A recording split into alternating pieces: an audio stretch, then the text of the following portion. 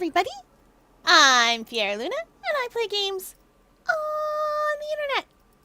If you're new here, thanks for stopping by, and if you've been here before, welcome back. Today we're playing Ace Attorney. Ace Attorney Investigations. It's gonna be a great time. We're solving murders, mysteries. There's a murder right now that we're solving. We're gonna do it. Also, I am munching little bits of dinner. Aquarium staff made it for me. It's meatloaf and potatoes and sweet potatoes and broccolis. I helped make it. There is a picture of it, but I wasn't allowed to be in the picture because maybe I fell into the potatoes. And then they had to be like, you can't just, you fell in the potatoes, honey. Let us get you cleaned up. And I was like, it's fine. And they were like, it is not fine. You can't go around like that. You'll get everything potato covered. And I went, maybe it should be potato covered. And they went, no, it shouldn't be. And then they argued. I'm glad I saw you post. I'm very excited on your behalf. Have fun. Have fun getting all of the characters and then have nothing left to do. Because you'll have all of the characters. All right. Someone has set fire to the rain. And by that I mean the embassy. So anyway, Kay's under arrest.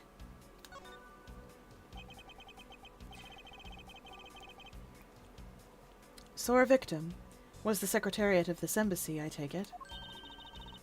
Manny Kolchin. I heard that he was an admirable person. Very admirable. The cause of death is a stab to the base of his neck. He was lax in watching his back.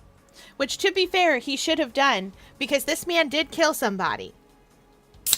He killed CCU years and years ago. When these two were kids.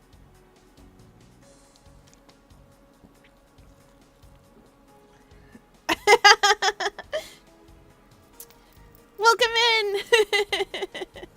Hi, Savvy. And it's true, Val did do that thing. The pillow skin is really cute, to be fair. I didn't mean you should go out and get it immediate, but it's adorable.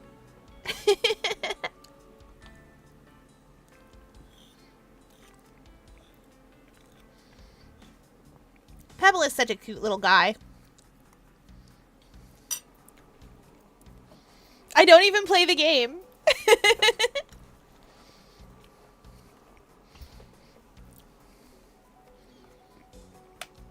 But I can't deny that adorbs. We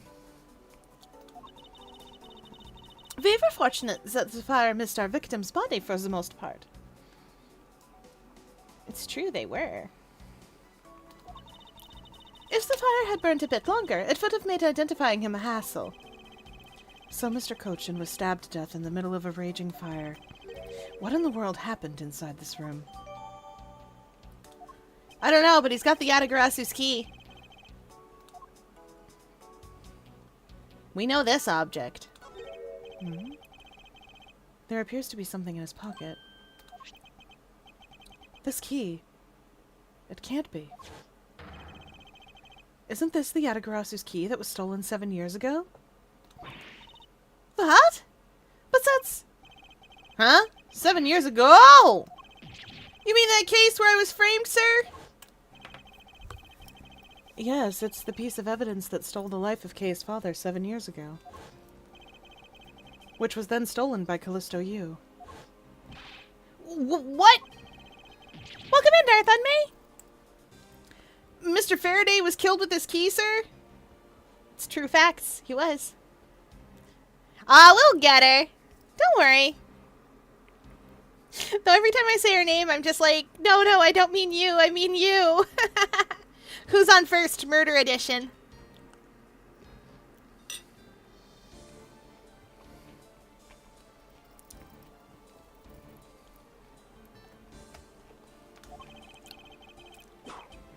I thought he was killed with a knife. Yeet!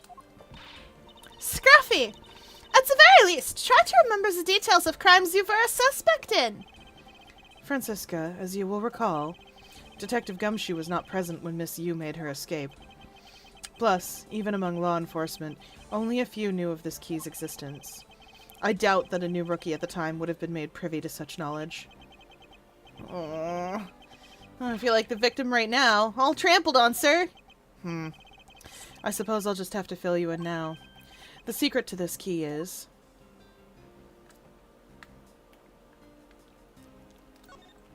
Don't worry, we didn't forget. Huh? Oh! Wow, that's amazing, sir. Like some kind of magic trick. Scruffy, Guild Wars 2 reference. Lol. I mean, Guild Wars 2 is old enough that it came out before this game, I'm pretty sure. It's from 2012.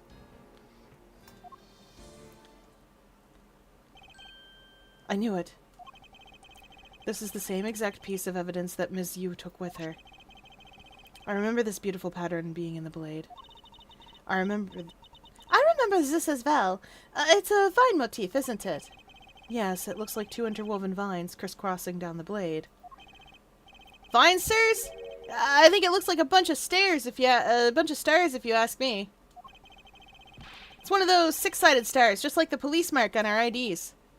I really don't think you can call these stars. To say that the detective's art sense is underdeveloped would be an understatement. The real question is, why was the Babli's embassy secretariat holding this? While we don't know how Mr. Cochin came to possess the key, we do know that this was stolen by the Yatagrasu from the Cadofian embassy. That's right. Mr. Faraday had written that fact down in his organizer. I believe this means that further research is required into the country of Cadofia.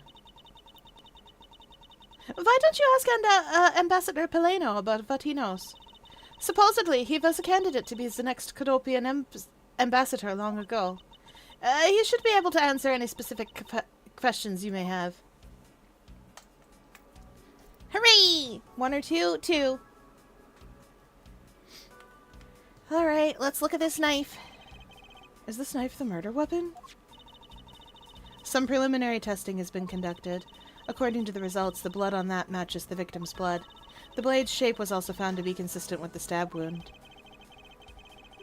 I suppose this means that we now know the crime was committed with this knife. Oh, this knife's got some really fancy ornamentation going on, huh, sir? This thing practically screams artsy to me, too. Although, it's also covered in blood, just like the last thing that I said was artsy. But the handle is pristine. There's not a single drop of blood on it. Speaking of the handle, I believe it has a butterfly motif. It's very beautiful.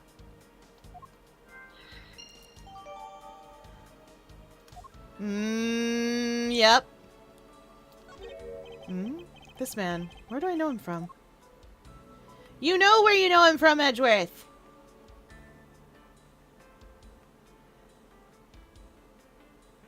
He killed CCU.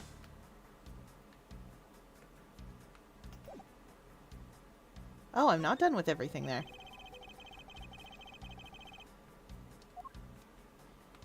There's something we're missing.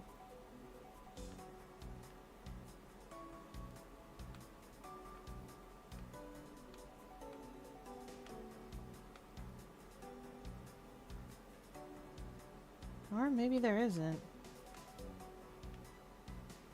Weird amount of water on the floor.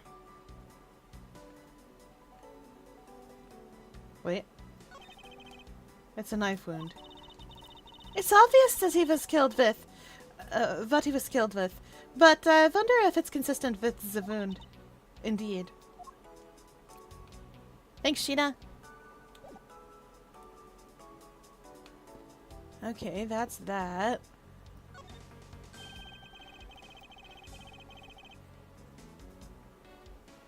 Oh, Peleno. Did I give Peleno a good voice? I feel like I gave Peleno a good voice and I gave him an accent. I feel like I've been treating this country like... Ireland and also Germany at the same time. But Germany is a country that exists because that's where Francisca is from.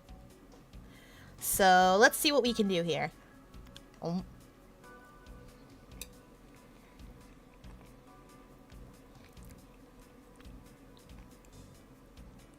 In this pretend mystery country, does bear the colors of Ireland. So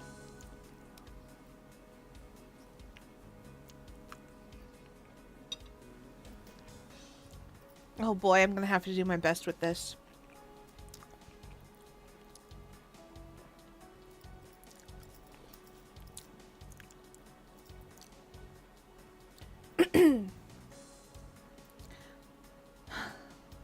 I believe in myself. Well, because this is a national treasure, can I ask that you please not touch it? Oh, I'm afraid the only ones allowed to touch it are myself and the Secretariat. But there is the possibility that it's related to the murder, wouldn't you agree? Hey, Mr. Edgeworth, why don't we give up for now? We can force them to let us investigate it later when we find some solid proof. I suppose I don't have a choice here. This must be one of the Prima Duck statues Kay was talking about earlier.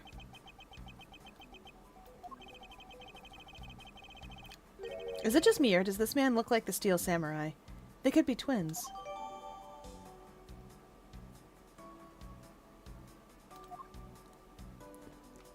Both countries swear up and down they own the real one. Mr. Edgeworth, there's still something on this display rack, sir. Knives, huh? Although the blades are all that remain of them, unfortunately. I guess the handles got all burned off by the fire. So even the knives fell victim to the fire. Ambassador Poleno, are these knives yours? Why, yes, they are. They're a special set of ornamental knives featuring the national symbol of Babel. These butterfly-themed knives, along with Alabast's own set of knives, are comprised of 3 knives each. But, I can't believe the Babelese ones have been reduced to this state. Ornamental knives, huh? There's a small release on the tang of this blade. Ambassador Poleno, what's this notch here for? Oh, that. It's a feature of these knives wherein you can freely exchange the handles on them. So that we can change how they look to fit the situation, of course. I see. So these knives were constructed so that the handles could be easily removed. And there's the handle on one over there. What do you want to bet? If we go to the Alabast side, we'll find a knife missing a handle. Or like with the wrong handle on or something. I'm so willing to bet that. A small personal safe. This was Mr. Cochin's office, so perhaps he stored his most important documents in here. Of course, it's locked. It appears we won't be able to open it without the key. Okay. Why is there all this water on the floor? I know it's probably from the firefighting efforts, but darn. These shelves are lined with American souvenirs and memorabilia. It's really strange, isn't it? I mean, I thought this was the Babelese embassy. So, why are there so many American souvenirs here, sir? Perhaps the Babelese are studying American culture and our tourism industry?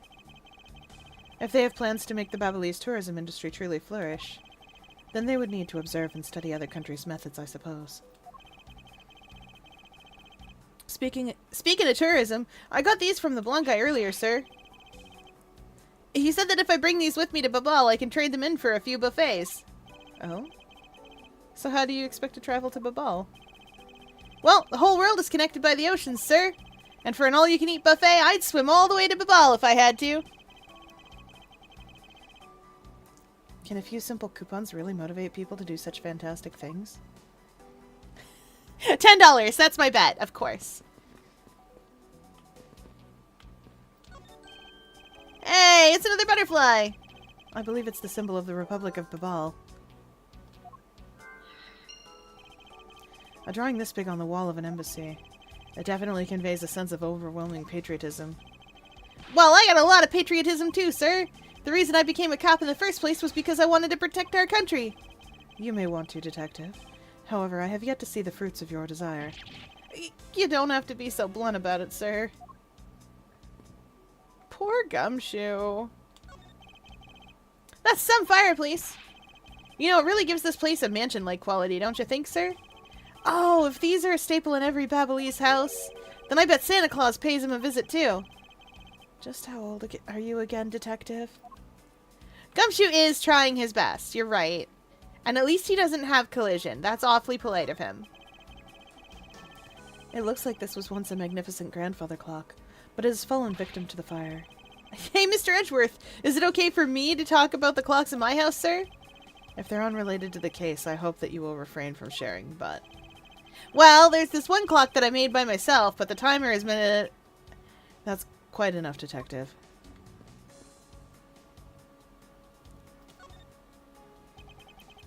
Oh, I can't believe that Manny fell among thieves tonight. Without him, I'd have no idea what my schedule for tonight is. Ambassador Polino, I believe your schedule tonight will consist of listening to reports from the police. That and only that. I ask you to cooperate not only for your own sake, but for Mr. Cochin's as well. You're a rather strong man, aren't you? How fascinating. Here, I know it isn't much, but I'd like you to have these. I'm sorry, but it would be against my principles to accept a bribe. Oh, no.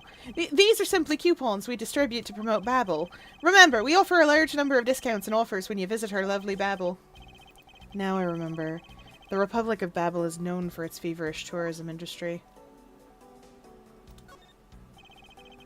I was wondering if you might tell me a bit about the deceased, Manny Cochin. Oh, he was my secretary in the embassy secretariat, charged with running the whole place. He was an admirable man. His death is a great loss to our country. He was in charge of everything, accounting, printing, taking care of our national treasures. I'm sorry, but did you say printing? Our country's primary source of revenue is our tourism industry, so in order for us to print the necessary pamphlets, flyers, coupons, etc., we have a printing press here in our embassy. I see. Please excuse my forwardness, however. I feel I should mention that I have the distinct impression that I've met him before. Oh, yes. Since you are of the legal profession, I suppose you just might have. After all, Manny was involved in the KG-8 incident. The KG-8 incident? The defendant who was found innocent in that case was Manny. So Mr. Cochin is the same man as that one in that case. It's been 10 years. Manny recovered personally from that case and dove enthusiastically into this job. He was the one who planned this event and was to oversee the embassy's renovations. It really is a shame. He had such a bright future ahead of him. Oh boy! I bet those renovations are making more Kadofia or more Babal and less Alabast in here. Like, I know we're up to no good. These guys are... You know what? I bet neither country has the original statue. I bet it was smuggled out ages ago somewheres.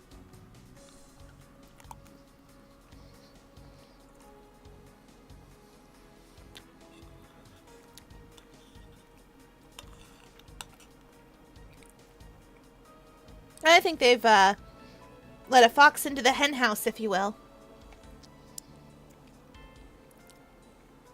A sea urchin into the damselfish farm, if you won't.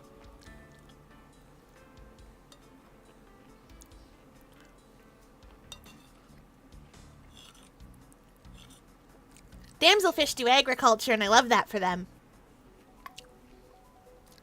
They also know how to use humans. See, sea urchins sometimes get into their algae gardens, so if they want to get the sea urchins out, they can usually get one out by themselves. But if they really want the sea urchins to get out, or if there are a lot of them, and there are humans diving, they'll go fetch the humans and be like, hey, come this way. Especially if they see humans under the water with baskets, then they know those humans are collecting sea urchins, and they'll be like, hey, this way. Can you imagine? Can you imagine if a bunch of raccoons got into your trash and you could call an alien and be like, hey, do you want these? And the alien was like, sweet, all right. And then pick them all up, and then you didn't have to deal with raccoons ever again? Perfect.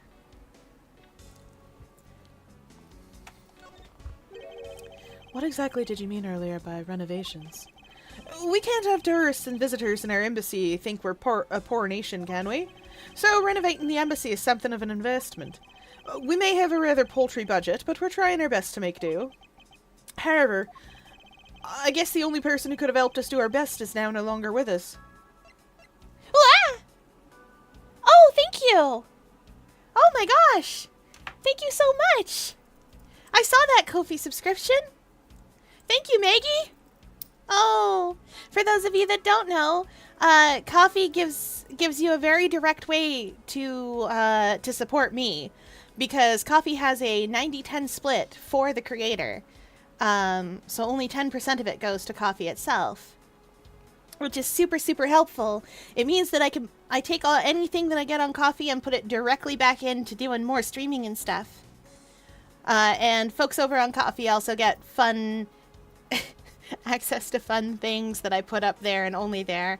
And sometimes get access to like little YouTube videos and stuff. Eventually I'll put a blooper reel up there for when I absolutely am being ridiculous. But you'll see. But thank you so much. Let's get back to trying to make this.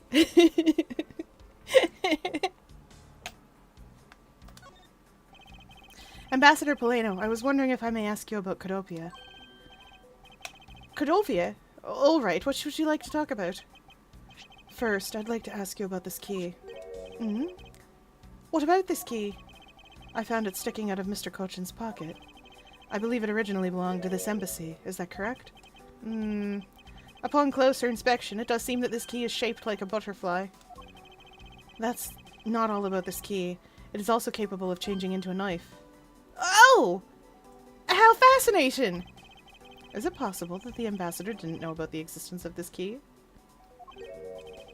Well, in its knife form, there's a flower mark at the base of the blade. Well, I guess this knife might be from when we used to be a part of Codopia. And how did you come to that conclusion? Well, it has both of Codopia's national symbols, the butterfly and the flower. I suppose many used this key here at the embassy back when we were still in Codopia.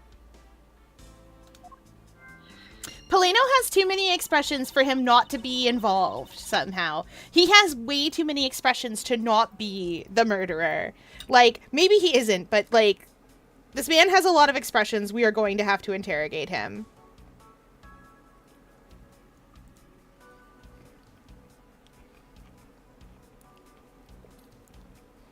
Also, side note, I legit did not know what that noise was.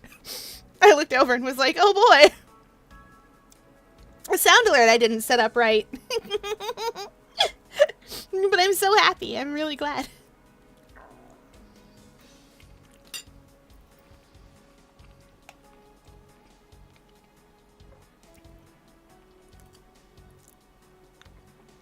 Ambassador Poleno, was this key stolen from the Codopian embassy 7 years ago? By Callisto Yu, otherwise known as the Great Thief Yatagrasu. Really? You were not aware that Ms. Yu had broken into this embassy at the time. Oh, I'm sorry, I can't be of much help. I'm not very familiar with the details, you see. I only became the ambassador after Babel became its own independent nation. But if Manny were still alive, he would probably know about what happened back then. Mr. Cochin and Miss Yu knew each other 7 years ago. But that doesn't explain why I found the Yatagarasu's key here in the present.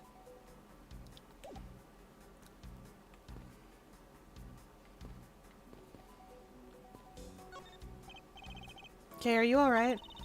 You believe me, don't you, Mr. Edgeworth? You don't think I did it, right? Yes, of course I don't. And I promise to prove that it wasn't you. That's enough chit-chat. You can investigate all you like, but it's only a matter of time before we take her in. It would be wise of you to give up while you can. No, I don't think so. Kay isn't lying, and my investigation will prove that to be true. Go ahead and try, then, if you're that confident.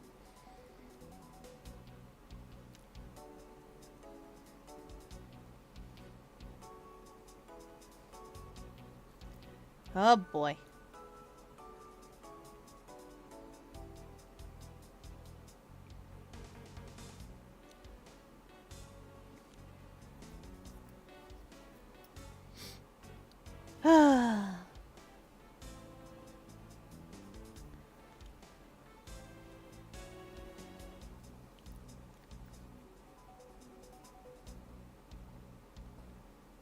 Let's see.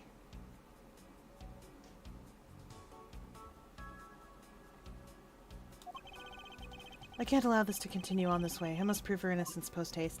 I don't know how many times I pressed L to try and open my logic button. too many times. I wonder if we can... Do you think these things match up?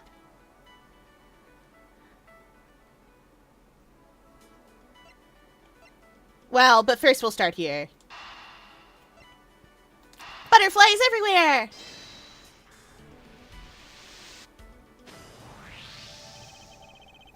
The design on this knife's handle.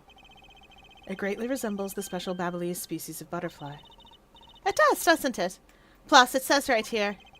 This knife is property of the Republic of Babel. Perhaps this means that the knife used in the crime was found right in this room. It was. It was on the back wall. We can see that much. Can I connect these? What if we can?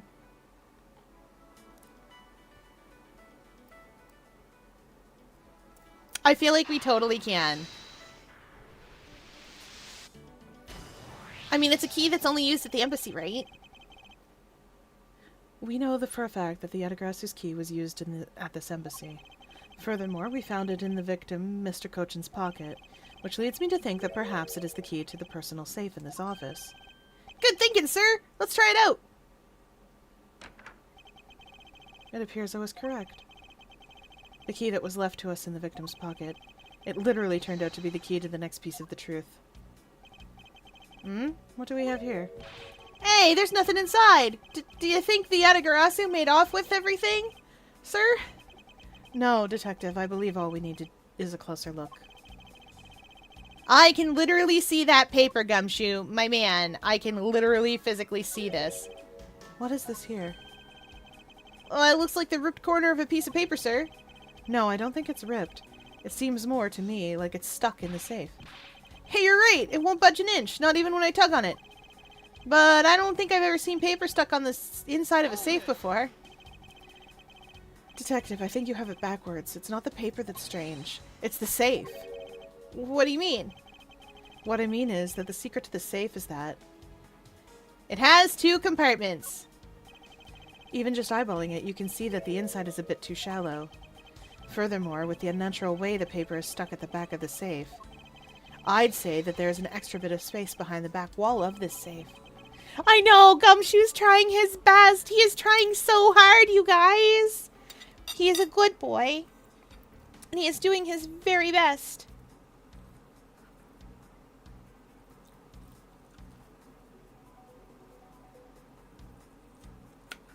There's a reason that he's on the Mommy and Daddy Are Fighting short. Which I put up on YouTube and is so far the most popular thing I've ever put there except for Fragments of the Mountain. So, you know. I'm glad you all enjoy short videos.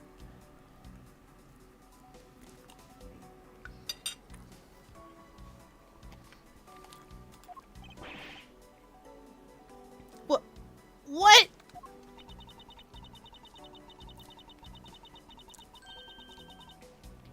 I suppose that you are correct in asserting that the paper is stuck in an unnatural manner. However, if what you say is correct, since there is a second compartment, how did we go about opening the door to it then? As you can see, there is no other lock or keyhole in sight. Actually, there is one more spot of interest to me on this safe. Oh? Yes, and I believe this spot is the keyhole to our mystery second lock. The safe and its locks. Alright then, since you're so sure of yourself, show me how you deduced your answer. I feel like it's literally just the keyhole. Like, couldn't we just unlock it again?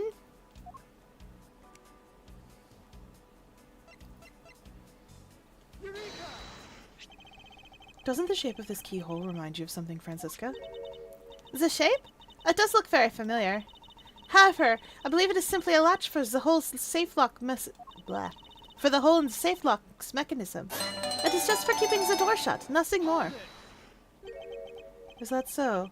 The person who used this safe, Mr. Cochin, made sure that the safe had 2 compartments in order to hide something. Do you honestly think that someone like that would allow the keyhole to be hidden? To the hidden part? To look so obviously like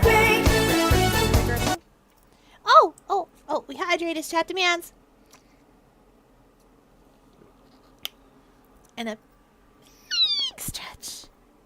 stretch. Welcome in, Kevlish. Big stretch. And for body break tonight, let's do some shoulder presses. We'll start with that. 1, 2, 3, 4, 5, 6, 7, 8, 9, 10. 1, 2, 3, 4, 5, 6, 7, 8, 9, 10. 1, 2, 3, 4, 5, 6, 7, 8, 9, 10. Oh, I'm gonna be so good at lifting the lid off of the tank. Staff's not gonna stop me this time. Okay, we did it.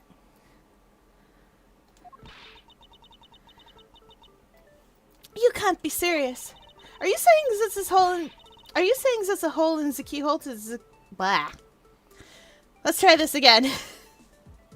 Are you saying this hole is the keyhole to the hidden compartment of the safe? That's precisely what I'm saying. And I will prove it to you right now. That the Yatagarasu's key is the key that will open it. The Yatagarasu's key? Miles Edgeworth! This had better be a very bad joke. Sorry, but this is no joke. The Yatagarasu's key is the very key that will open the second compartment of this safe. We know that the key opens the first compartment of the safe. But the keyhole you are talking about is one of an entirely different shape than that of the key.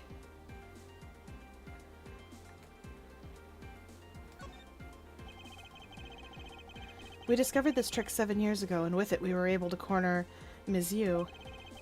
But who would have thought that I'd see this key again after all this time?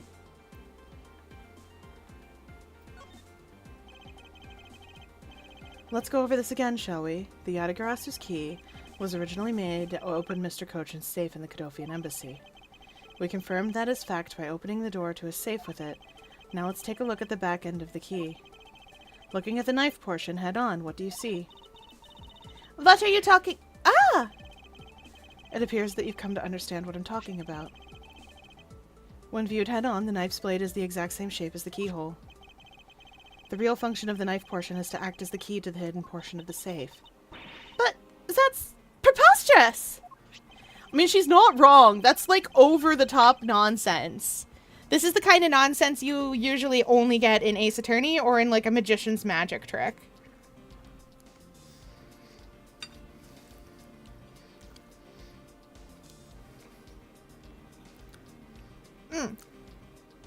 Or both when those things overlap. I know, right?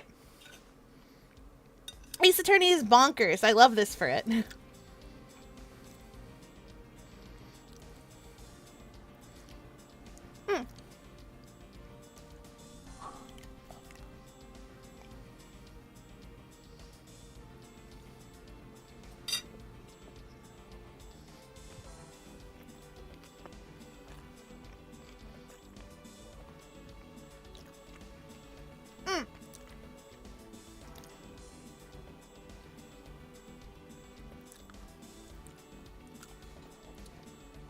Because it looks like a knife and was used like one to kill Mr. Faraday 7 years ago.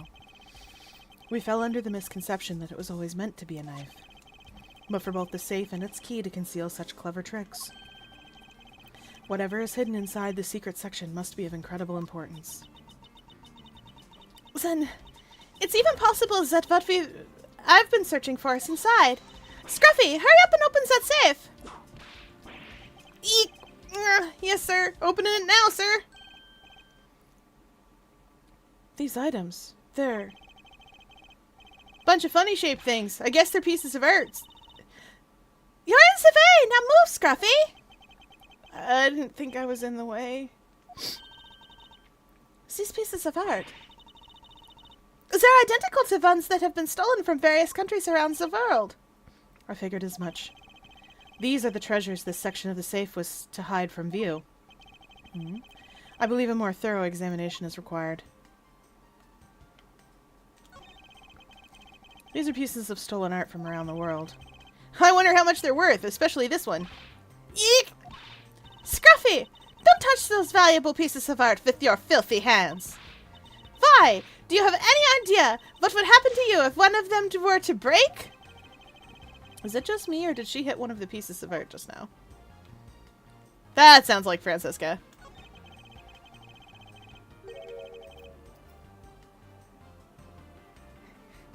Fiera, want to guess what I'm doing? Juggling pufferfish, building a hotel for dogs. Ooh, we should play Wobble Dogs one of these days. You guys get me to 500 subscribers, I'll play Wobble Dogs with you. It's an old game. Well, you could be. You could be doing anything. I know what you're doing, though. You're not in a public lobby, though.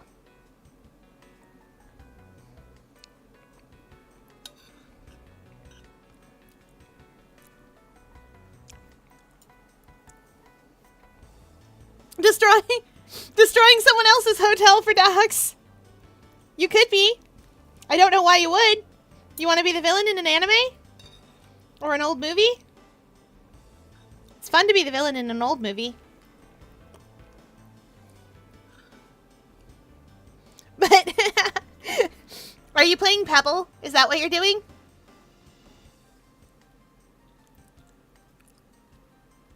To be fair, I also thought it had to do with dogs. Just a rock dog in this case. He's a good boy. I don't play this game, but I have been informed that Pebble is adorable, and Pebble is adorable. He is a good boy.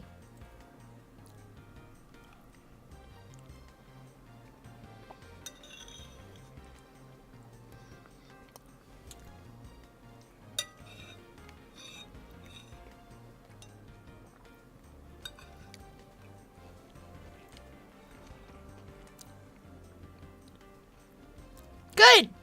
Learn to do everything in the game.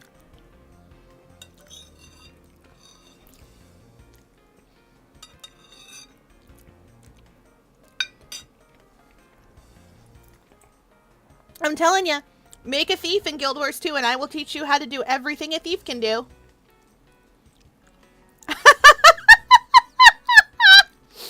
Your animosity towards temporary dog housing is none of my business, TBH. What about permanent dog housing? We could wobble some dogs. Not at this very second. I'll wobble some dogs with y'all when we get to 500.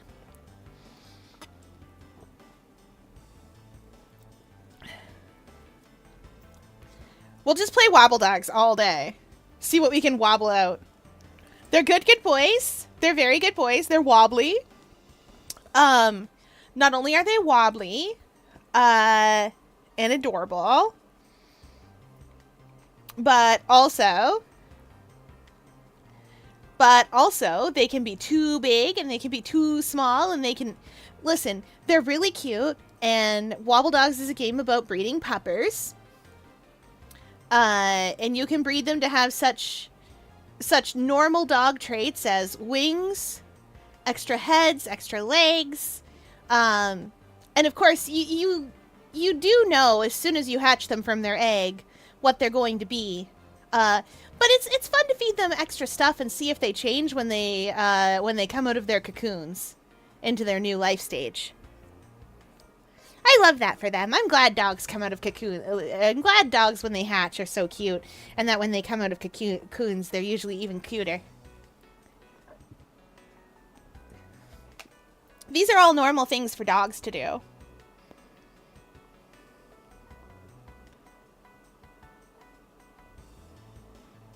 Oh, you know how we can breed them with extra legs? We can also breed them with none legs. We call that one French fry or fish stick, and they cannot move around. You have to feed them yourself. That's just a snake, you're right. Actually, it's more of an eel. No, wait. No, I think you were right the first time that it's just a snake. Eel body plans are, there's the head, and then it's all tail. Snake body plans are, there's the head and the body, and then the tail is very short. This is the document that we thought was stuck earlier. I wonder what it's about. Beats me, sir! Why don't we take a look at it first before we give up, Detective? Mr. Cochin's name is written here on the last page. I wonder what the significance of this document is. Hey, Francisca, can you read that for us? Can someone read that for us? Because I can't read that for me. To build this sort of trick into one's safe is really something. Yeah, it's neat how this safe has 2 compartments, but what's really impressive is that the other end of this key was another key. I totally hadn't noticed. I wonder if Mr. Cochin was just as paranoid or if he had secrets of that great a value. Speaking of paranoid, I once sharpened both ends of my pencil. But then, when I went to erase something, I got all paranoid that I was going to stab myself. Please refrain from dispensing your special brand of unrelated stories while on duty. Alright, have fun with dinner! And yes, of course I want to see. Yes, sir. We all done here? I saw that light up for a second.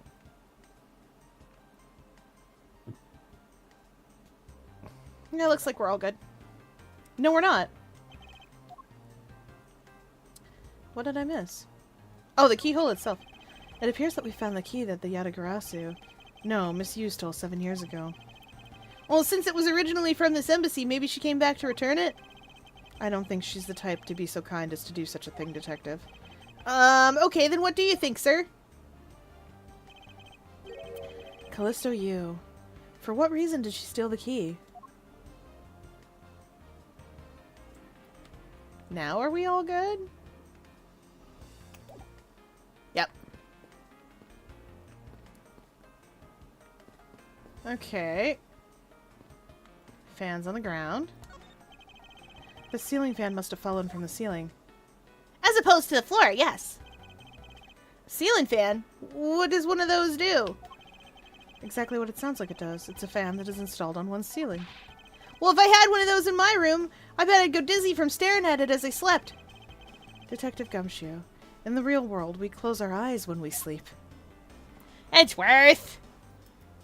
Oh, okay, I'm gonna go look. Oh my golly.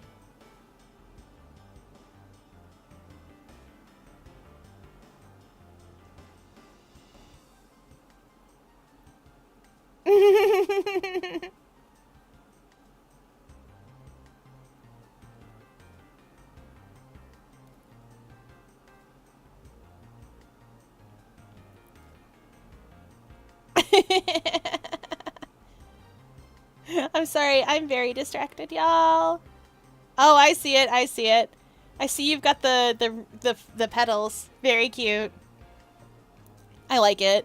You've got the Teo Francesco Argyle sweater, too. But in Magnus green. Let's see, do we have any new logic? No, we don't. We know where that stuff is. We know where all those treasures are.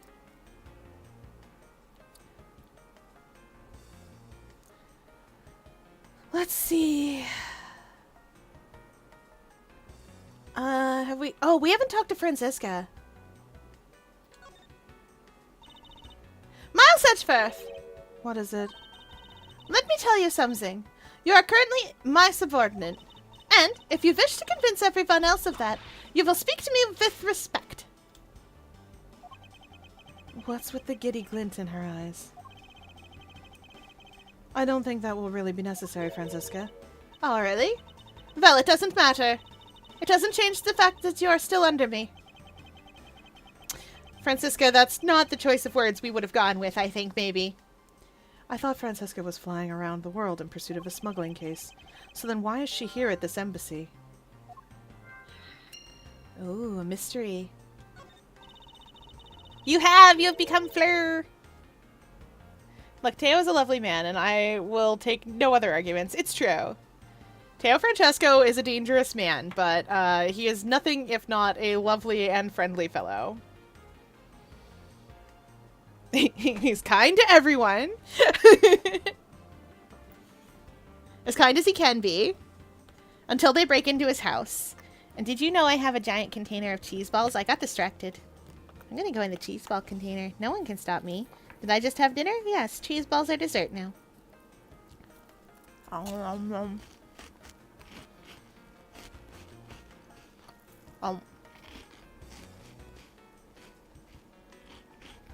No one can stop me. Least of all aquarium staff.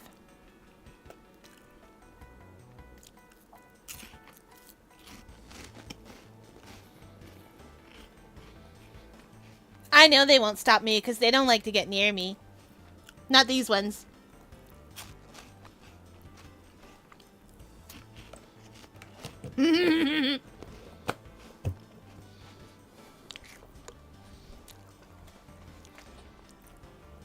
Yes, I do want to see a magic trick.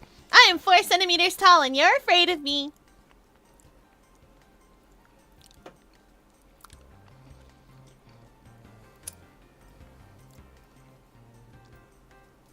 They say, look, if we agree with you, will you go back to doing whatever it is you're doing?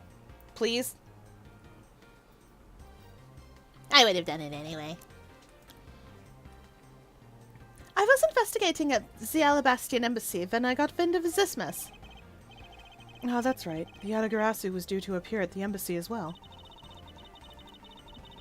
Yes, but the difference is that we didn't have a fire over there.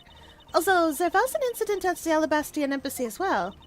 But I left Agent Lang in charge of that case and came over here to the Babalese embassy.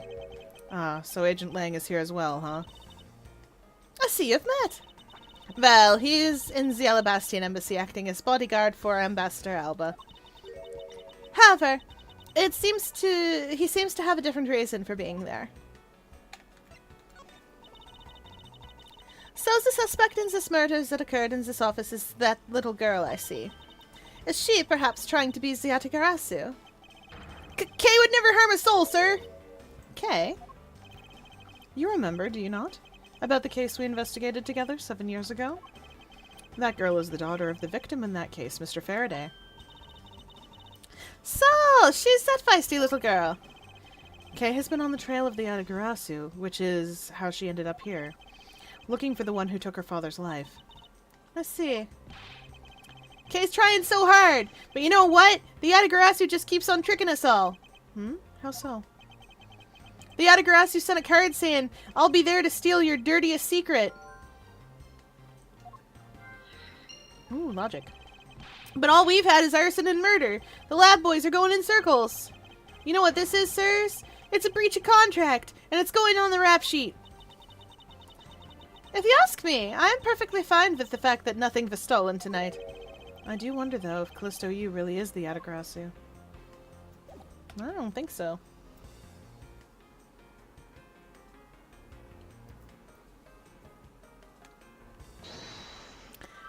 You know what?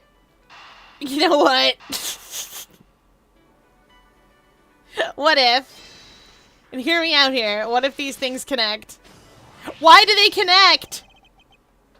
Why do these connect? To steal your dirtiest secret. Is it possible that the dirtiest secret the Yatagarasu was out to steal is in this very room? Dirty secret? Francisca, you're in pursuit of some dirty, underhanded dealings yourself, are you not? Something tells me that this is no coincidence. In that case, then, the person I'm looking for is here in the Babalese embassy, huh? The head of the smuggling operation. I think I just might need to ask Francisca about her smuggling case in more depth. Well, let's talk about it. Francisca, when we last talked, you said that you were on the trail of a smuggling ring.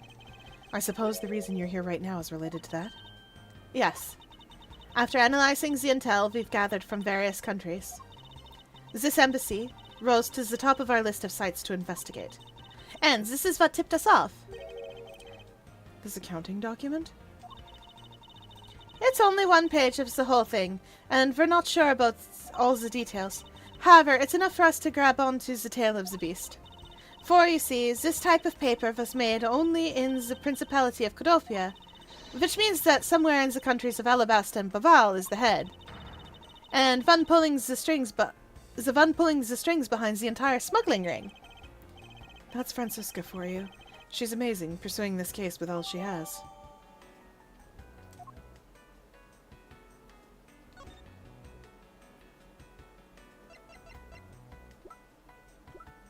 Nope. Never mind. I wonder if these two pieces of paper...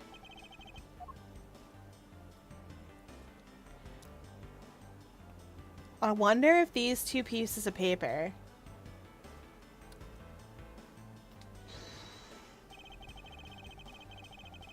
Yeah, I think it is. I think this is the other page. Take a good look at these documents, Francisca. It says there are three pages in total, and yet there are only 2 here. Correct. Now take a look at the smuggling activity document in your possession. Tell me, is it not possible that your page was taken from this set of 3?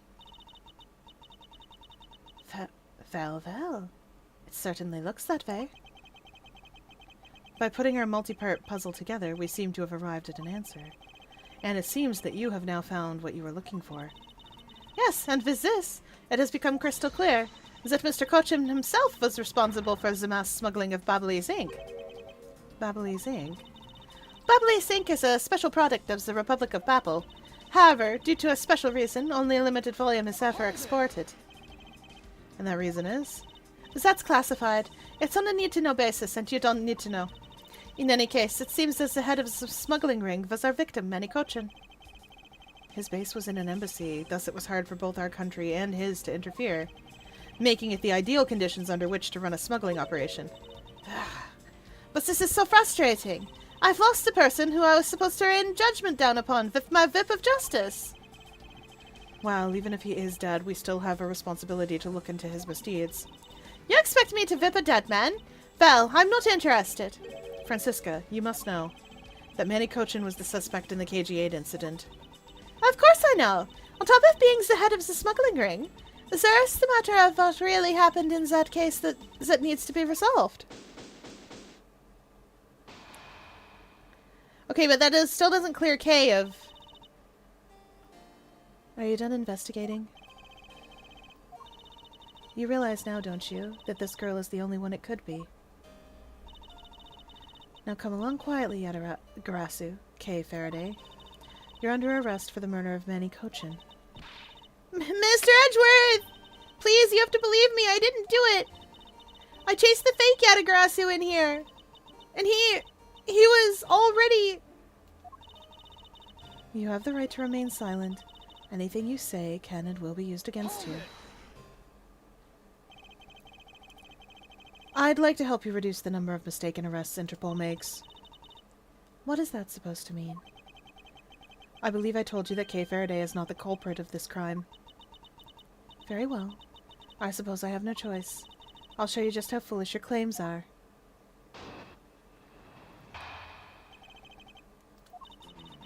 Even your police confirmed that the Yatagarasu infiltrated the Babyliss embassy tonight. Utilizing the confusion caused by the fire, the Yatagarasu snuck into this embassy. Furthermore, this girl claims to be the Yatagarasu, and most importantly, other than her, there was no one else in here with the body. Ooh, are we sure about that?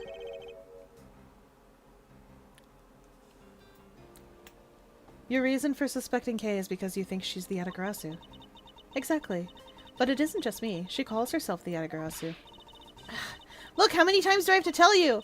I was only out to capture the fake Yatagarasu. Imposter or not, it matters not. A Yatagarasu is a Yatagarasu. Very well. Then I shall prove that Kay is not the Yatagarasu who killed Mr. Manny Cochin. Go ahead and try. Show me what the prosecutors of this country are made of. Sheena's great. Love her. Yeah, we know that part. That's probably... Let's start here. Why not? Just because she calls herself that, it doesn't prove that she's a killer. No, but it does give her a motive. The Yatagarasu sent a card saying, I will be there to steal your dirtiest secret. Furthermore, there are documents pertaining to some smuggling activity in this room.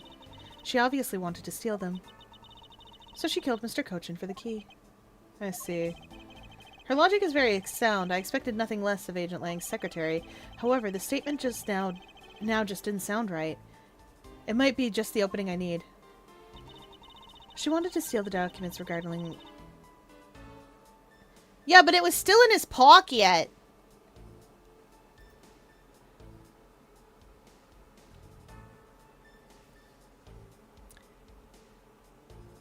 Also, side note, why are the documents still there?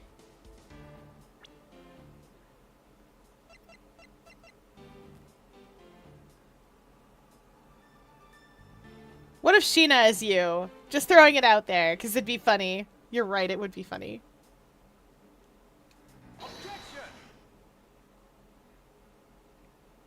Edgeworth's doing the thing. Agent Sheena, I regret to inform you, but there is a flaw in your logic. Oh? Even if you claim that she is the killer and the Yatagarasu, I'm certain that securing the smuggling documents is not the motive behind the murder. The key to the safe is in this room was found on Mr. Kochin's body. Furthermore, the Yatagarasu would not be so stupid as to leave without the documents. Oh no, we've never seen sweat face from her! By the simple fact that the documents were still in the safe when we looked, it's obvious that the killer's target was not the safe at all. Then perhaps she didn't know that Mr. Kochin had the key on him. If that's the case, then why would she have needed to kill him? Because I can think of no reason for him to for her to kill him if she had known that had not known that fact. Ooh, Dr. Pepper. Need, reason. All of this is simply our conjecturing after the fact. It's entirely possible that she accidentally killed him when she was sneaking in. Perhaps she didn't notice the safe second compartment before returning the key. But the fact still remains that Mr. Kochin was stabbed to death. But you have no definitive proof that it was Kay who committed the act. Actually, I do. I saw her holding the knife she used on the victim with my own eyes. What? Allow me to tell you a bit more about the evidence that will put her behind bars. Alright, we hydrate as chat demands.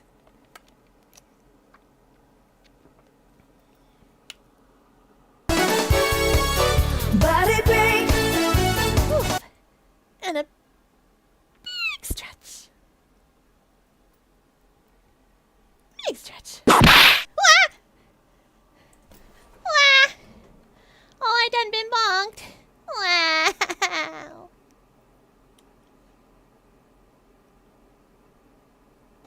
Oh, I am not on the right screen. Welcome in. Let's see, what will we do for body break? Oh, I know. Boop. Boop. Okay, we'll do some like this, because we can. 1, 2, 3, 4, 5, 6, 7, 8, 9, 10. 1, 2, 3, 4, 5, 6, 7, 8, 9, 10. 1, 2, 3, 4, 5, 6, 7, 8, 9, 10. Okay, we did it. Whoop. Wiggle, wiggle. Yeah. Yeah. I wonder if those things, those souvenirs and stuff, I wonder if they're Japanese in the Japanese version. I bet they are. I love that this game tries so hard to take place in America and does it so poorly. The knife wound on the body is consistent with the blade of the knife. The knife with the butterfly handle is the murder weapon, which the killer was holding. I assume she obtained the knife from the display rack and used it on the victim. The knife is part of a special 3-piece set, which has a design like no other. The evidence and the testimony, it all points to this girl. There is no counter-argument. Yeah, no, I'm happy you get to be here. We're having fun solving a murder. That's your definitive evidence? You see now that she is definitely the killer, right? No, Mr. Edgeworth, you've got to believe me. I saw a suspicious person in a long black coat outside the embassy, I swear. And you came in here because you were chasing this suspicious person? That's right, I ran into this office only because I was chasing after that person. But when I entered the room, it was pitch black. I couldn't see a thing. I felt something on the ground next to my foot, so I turned on the lights, but then... Ah! Who's there? This is... I came to this room upon hearing that girl's scream, and when I saw her holding the knife, I immediately restrained her. So the object Kay felt by her feet on the floor was the murder weapon? I had the knife analyzed right away, but we failed to find anyone's prints on it. But the suspicious person in the black coat who came into this room before me. You continue to insist that there was such a person, but if there was, where did they go? I don't know. But I know they came in here. That sounds like the desperate excuses of a suspected killer, not a trustworthy testimony. You understand, don't you? We can't trust this girl's words, Mr. Edgeworth. She has a point. Even if Kay's words are the truth, I must show that they are with some solid evidence. Fear, can I give Kay a hug? Yes, she needs one. Mr. Edgeworth, I really didn't. Kay, don't worry. If you didn't do it, then there must exist a way for me to prove that. Still not giving up, I see. In that case, try and counter my argument if you can. I think I can.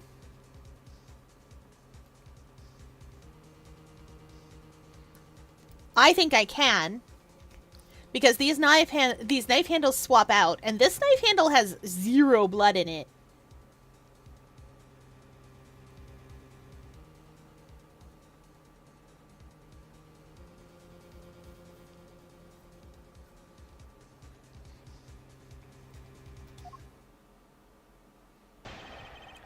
These handles were definitely swapped out, but I don't know where to present that fact. Okay, sure. Do I need to press here?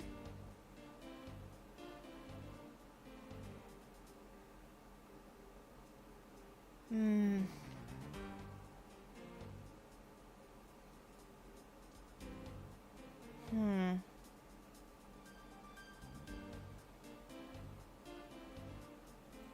I feel like I could just present it. If we can't, we'll figure something out.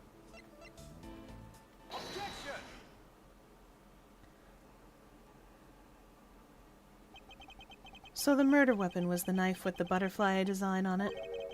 But is that really the truth? What are you getting at? I'd like for you to take a look at this. There is blood on the blade, and yet there's not a speck of blood on the handle. This signifies that at the time of the crime, a different handle was attached to this blade. The knife that Kay was holding had its handle switched, and was, in fact, not the real murder weapon. It wasn't the real murder weapon? The knife can be taken apart. Shall we give it a go?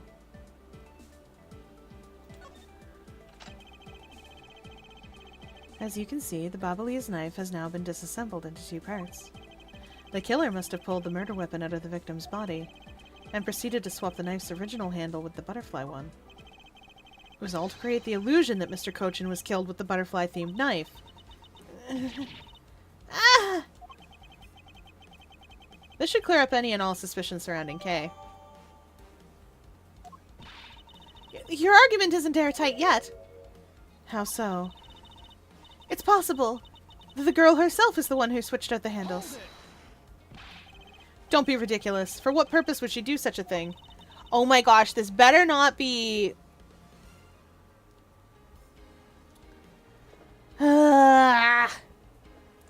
I don't care to know how a criminal thinks. The way they view the world is beyond the comprehension of a normal person like myself. Sheena, I don't think anyone would describe you as normal, ma'am. Therefore, I wouldn't put anything past them, no matter how odd it may seem. Heh. The truth is right there in front of you, and this knife will show you the way.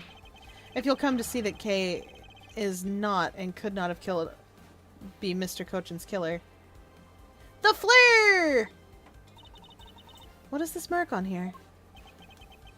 It's the mark of a flower. I assume you know what this means? No, not really. Butterflies rest on flowers all the time to drink their sweet nectar. And so they do. However, would this butterfly really drink the nectar of this flower? The answer is clearly not a chance. Now to prove the relationship between the butterfly and the flower with this. The embassy guide, I guess I don't really have much else. You can't be serious. Humph. It appears that you've made the connection. The flower on this blade is designed after a certain country's national symbol. That's right. The Kingdom of Alabast. In other words, this blade is from the Alabast ornamental knives. Ah! This part of the knife handle has Babal's national symbol of the butterfly on it. Therefore... Okay, but Fiera, what if my theory is actually right? Wouldn't that be crazy? It would be. Be heckin' wild. Therefore, it is undeniably Babalese in origin. But as we both know, you can't kill someone with just a knife handle. Incidentally, when exactly did the murder occur again, Agent Sheena? After the fire had broken out. That's right. Kay entered the Babalese embassy after the fire had taken place. Furthermore, she had not been to the Alabastan side of the building before then. On top of that, not a single person passed between the two countries during the fire, which means that Kay could not have transported an Alabastian object over here. That makes it impossible for her to be the true killer. Whoop! Way to go, Mr. Edgeworth, sir! What a great victory!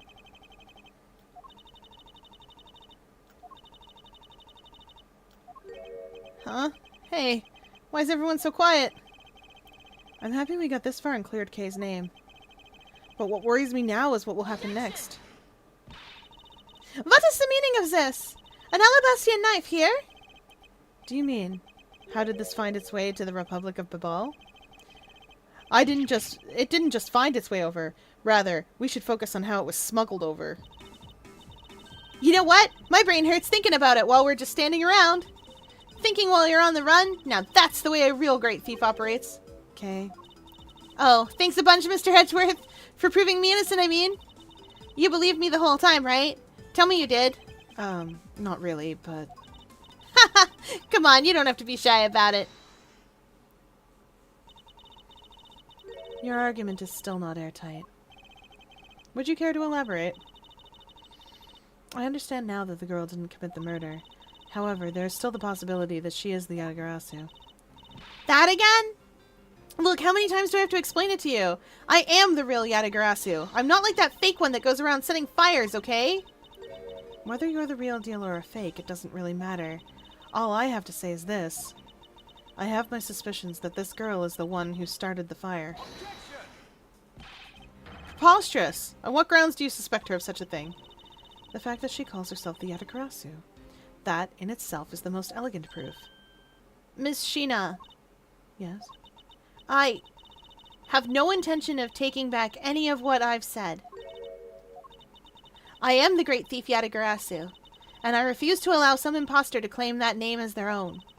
The path of justice that my father pointed me towards, I will walk it the best I can. It's not good to be so stubborn.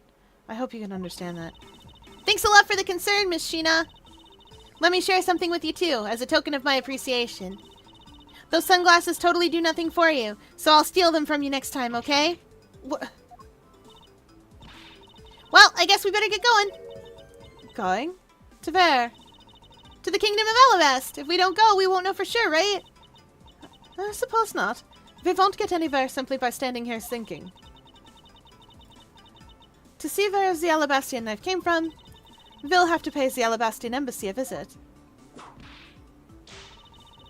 Let's go, Miles Edgeworth. As you are my subordinate, I will not tolerate you bringing this investigation to a halt. Understood.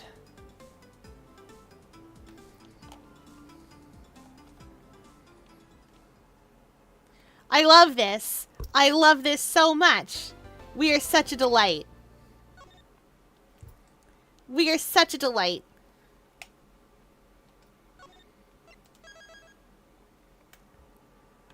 I know, right?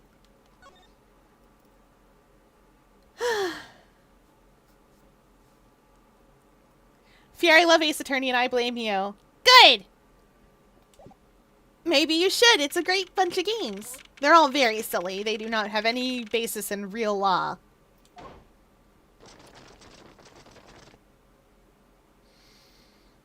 Good golly! Count off. That's a lot of ones.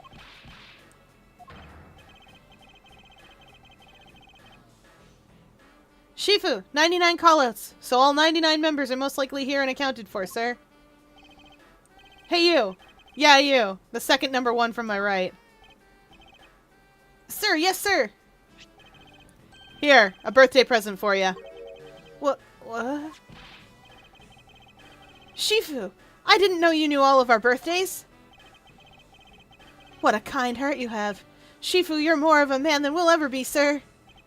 I'm really sorry, but it's not my birthday.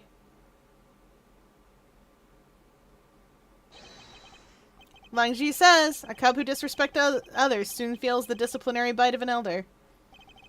That present isn't for you. It's for your younger brother's wife's younger brother. Tell him I said hi and happy birthday, won't you? Yes, sir. Shifu, I can't believe you remember that much about each of us. Shifu, I'm so moved that I can't stop crying.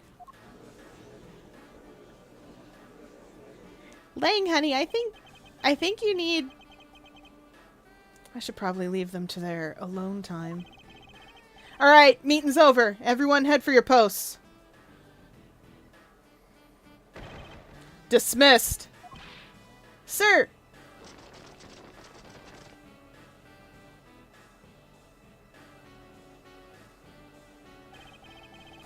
Yo, were you guys there the whole time? I got a call from Sheena and she already filled me in. Sounds like you're out to get in my way again. I have absolutely no intention of interrupting your investigation. I simply request that you grant me permission to investigate the Alabastian embassy. Huh. And what if I say no? Agent Lang! This man is my subordinate. I have requested permission from the ambassador. He is to be extended the same rights.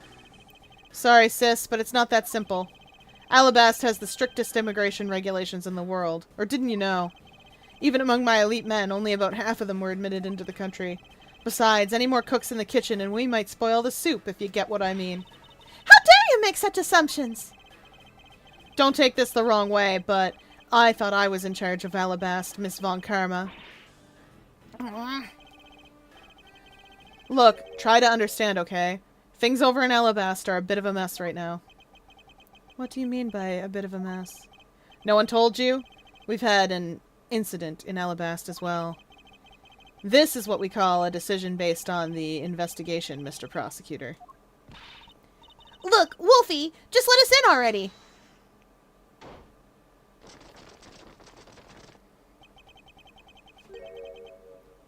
Oh, it's the King of Alabast! I didn't think of a voice for this man. I didn't think of a voice for this man at all. Oh, no. And I already got out the good voice for, I already got out the good voice. Oh, he's a little old man. Well, we can solve this problem by a little old man voice.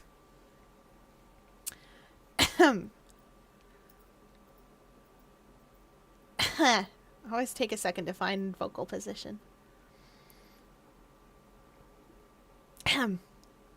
Was there a problem here, Ancient Lang?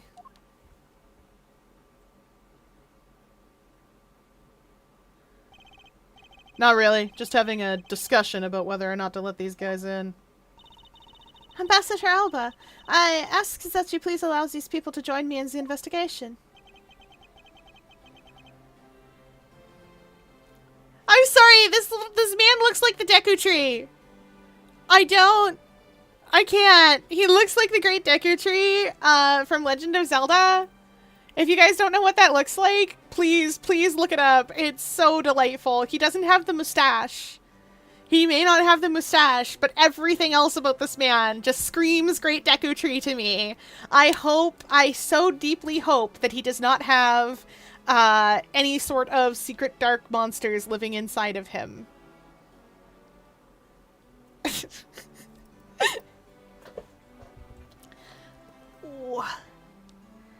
Having a debate because of my country. Oh, I'm terribly sorry for placing you good people in that kind of a situation. Oh, is it all because I lacked the strength to govern well? Please, it's nothing of the sort, Ambassador. You weakling Quercus. Curse your frailty and inability to effect change in your country. What are you?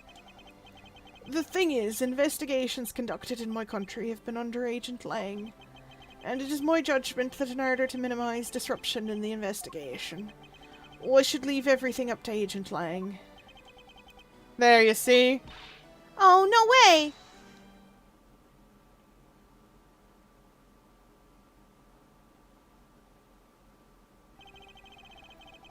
Ambassador Elba, I ask that you please reconsider letting them into Alabast. What's that? My very own secretary has been murdered in the Babalese embassy, and he was apparently caught up in some very shady dealings completely unbeknownst to me. So I ask for your cooperation in our investigation. These aren't much, but I hope they can cover your travel expenses to Babel someday. Alright, I get it. Even if you beg Ambassador Alba, I still have to give the final okay anyway. Oh, right, you hear that, Mr. Edgeworth? We're in. Not so fast, my little crow girl. You're still a witness in the Babel murder, so I'd like you to please stay in the Republic of Babel. Detective Gumshoe, please take good care of Kay for me. Yes, sir! Sounds good to me. The fewer troublemakers, the better.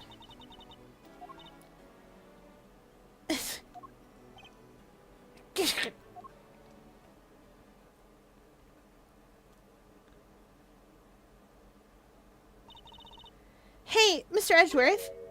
Yes? So I wanted to ask for a while now, but that lady over there, is she who I think she is? That's right. I didn't introduce the two of you yet. Franziska von Karma, the prosecutorial prodigy. It's nice to see you again. Oh, I knew it! You're the whip lady! You may address me as Miss von Karma. Ms. von Karma, I leave the investigation of Alabast in your hands. Thanks. Rest assured, I will outsmart both the smuggling ring and the Yatagarasu. Smuggling ring, huh? Perhaps I should ask Franziska a bit more about them before I head into Alabast. And I mustn't forget to thank Ambassador Poleno for all he's done for me. I'm so concerned about Ambassador Poleno. I am so concerned. But here we are.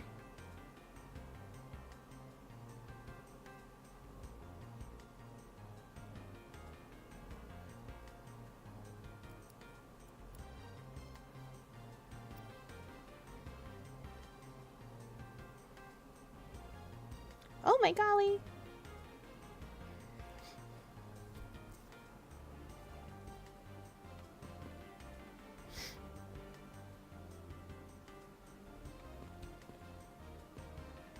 Alright, Franziska, let's talk.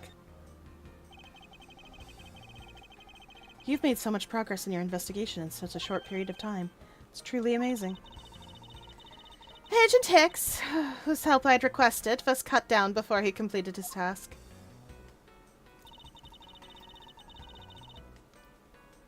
There is no more room for further failure in my perfect investigation.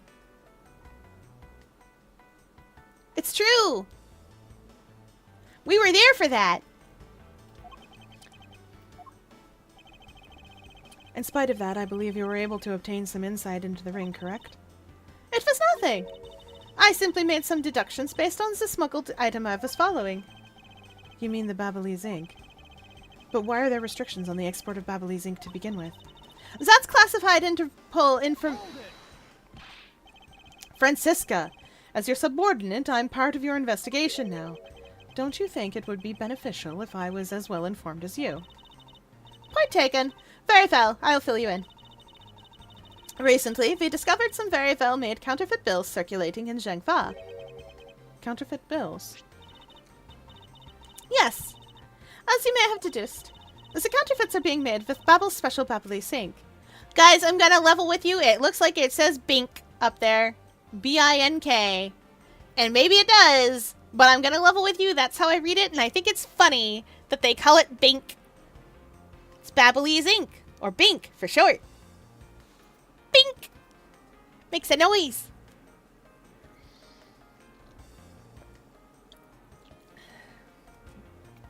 With Bink, you make bank! I know, right?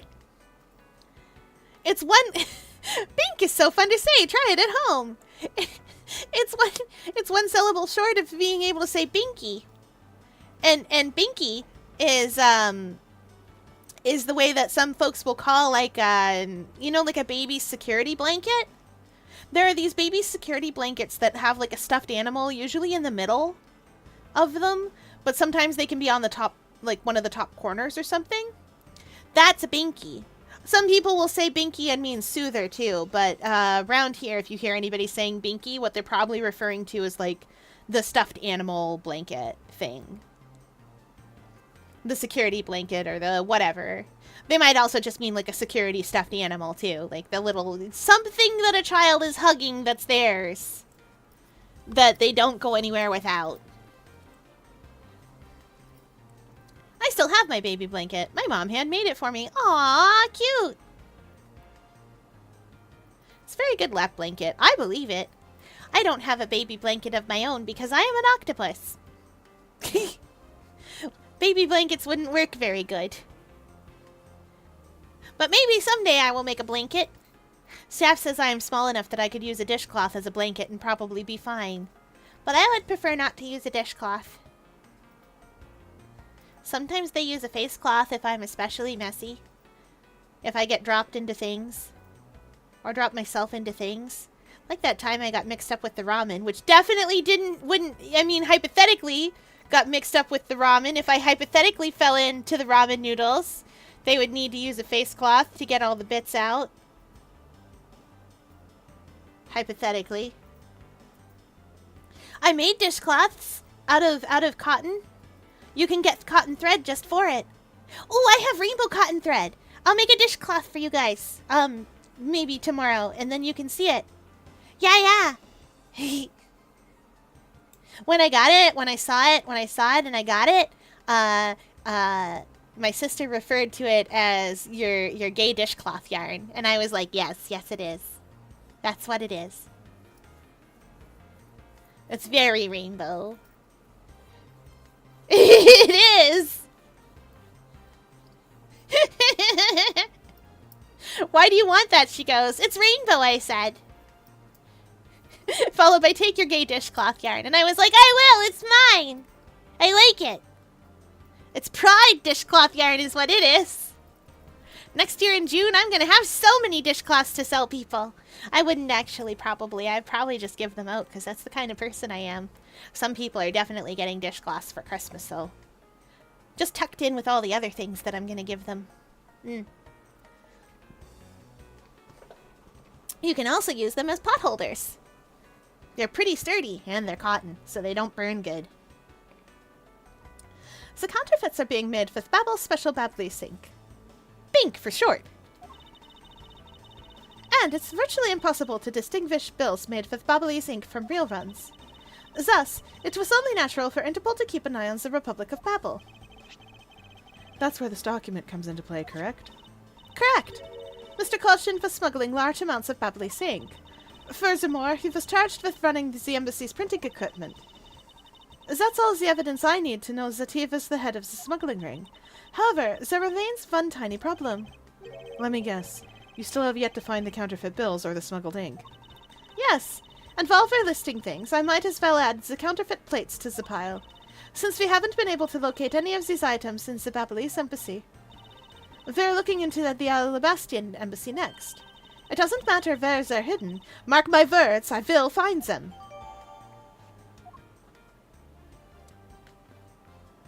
Okay, what about you? I keep trying to call him Manny, but that's not his name. This is Ambassador Polino. Ambassador Polino, I'm in your debt. No, it's nothing. Because it's about all I can do for you, I'm afraid. I only ask that you please bring Manny's killer to justice. I will, Ambassador, on my honor. Wow! You're so sensational. You've really piqued my curiosity. I know they aren't much, but I'm giving them to you wholeheartedly. Stop giving us these! No, that's quite all right. Ah, well, how about this then? And what exactly is it? Oh, it's fountain pen ink. Known as Babbly's ink, it's made exclusively in Babbel. So this is Babbly's ink. We make it from wheat crystal oil, which is mined throughout our mineral mines. Please accept this ink. One dip of your fountain pen in this, and you can write for errors in your organizer. How fortunate for me. The ink in my pen just happened to have run out. I'll gladly accept your gracious gift. Wow!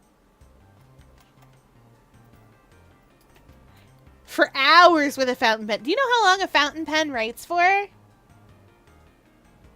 It writes for as long as it's got ink in it. There are... What he's describing is actually a dip pen.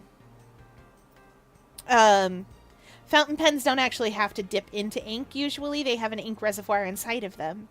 They're really cool, and they're fun to write with, if you can get the hang of them. I never quite got the hang of them, but I did get the hang of glass pens. Glass dip pens are amazing. They're a little weird, unless you... Like, they're a little weird if you don't quite have the hang of them. They won't feel right. But I really like mine, and it's a lot of fun. I have gold ink that I used to write with it. Staff is very insistent that I should not use it to write out alchemical symbols and other such things. And I'm very insistent that I can write whatever I want. I can put anything. It's my pen and my ink, and I'll do what I want with it. I don't actually produce ink of my own because Dumbo Octopi don't do that. I wish I did. If I could produce ink, then I could write anything with anything. They couldn't even take that away from me. They can take away my pen. I'll show it to you sometime. I'll show you what I'm using it. It looks really cool. It's got a little pen rest and everything, and it's got a little sakura flower on the inside because glass, so they put one in there where the ergonomic thing is for humans. It's really cool looking. Great! Wonderful! I'll guarantee to you that writing with our ink is an unforgettable experience. And since we don't export it, if you run out, you're always welcome to come and visit her fair nation. Talk about cornering the customer along with the market. It's my money and I want it now! Yeah! Well, shall we get going? What's wrong, Kay? I didn't get permission to enter Alabast. So we're going to gather whatever info we can over on the Babalese side, okay? Alright, I'm counting on you two. Right, and I'm counting on you and Miss Von Karma to sniff out clues in Alabast. Oh, and Mr. Edgeworth, if you happen to come across my phony, you'll let me know, okay? If you tell me, I'll rush over straight away, no matter where you are.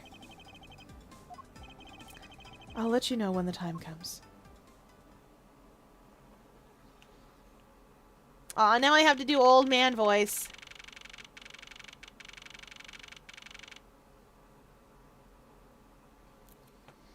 Hey, that's the Steel Samurai. Hey, that guy's no longer with us. Who's that guy?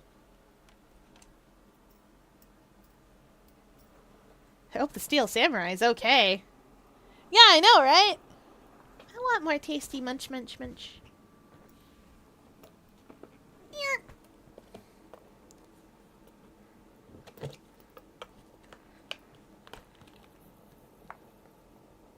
Ong, ong, ong. Munch, munch, munch. Hmm. Mm.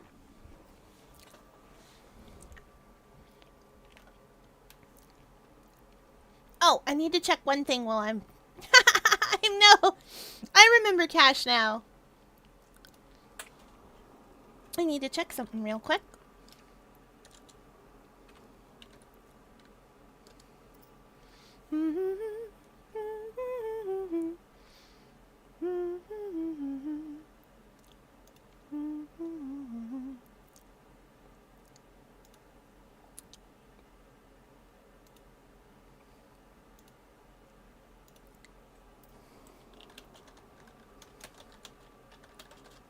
I gotta check something really quick.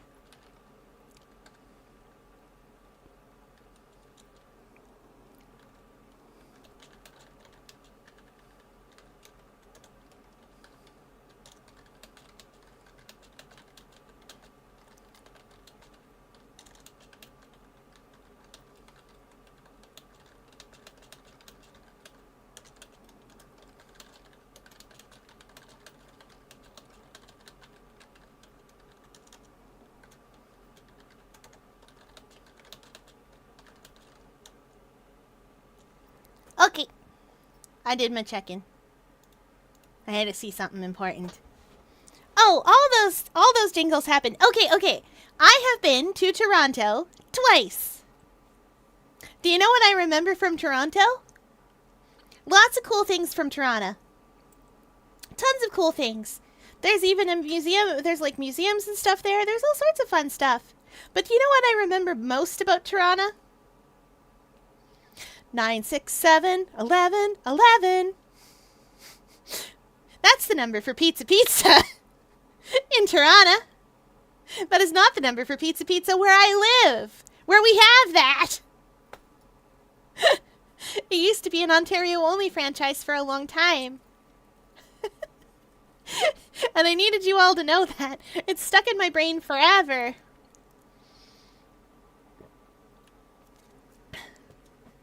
And I hate that for me. Anyway. Here we are in the Alabastian Embassy. We're examining the heck out of those knives. You can't stop me. One of them definitely has a butterfly handle. I bet one of them definitely has a butterfly handle, or the wrong handle at least. Like a butterfly on the inside, you know what I mean? Whoa! What do you think you're doing to my subordinate?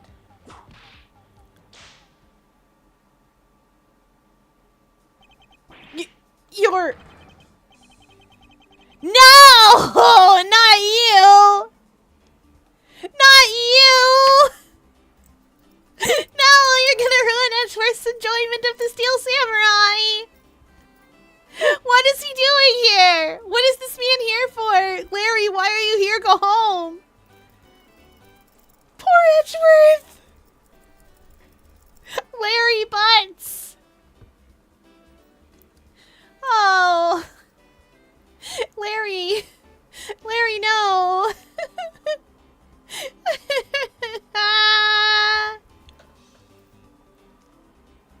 Little did I know it would be a creature feature. I didn't expect to have to voice this man. Edgy. Oh, thank heavens you're here. I'm in a really big pickle, your lordship. The raven, it appeared, poof. And then disappeared. Swoosh. And though I am the Steel Samurai, my sword, it... Wow, I'm so confused. I don't know what anything means anymore. Who is this fruitcake? I'm Larry of the House of Butts, married man of New Old Tokyo, milady. Now I remember. This person is one of your friends, isn't he, Miles? Yes, frighteningly enough, he is. Hey, what's up with that answer? Your best bud is in a bind and you act like it's no big deal. What sort of bind are we talking about here? The suspect kind. I accidentally became a suspect in the murder. I see. That is quite the bind. Not so very the least bit surprised. Yes, I pretty much expected this news. From the instant I saw this unlucky face. His name is Larry Butts. I've known him since grade school, and for as long as I've known him, he has been the world's largest source of trouble with a capital T. I love how it's capitalized in the subtitles. Yeah, 'cause he's crazy. This is a nuttier than a fruitcake situation.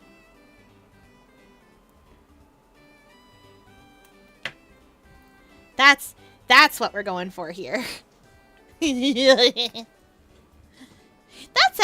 That said, we make fruitcakes a little bit differently than I think you all are used to.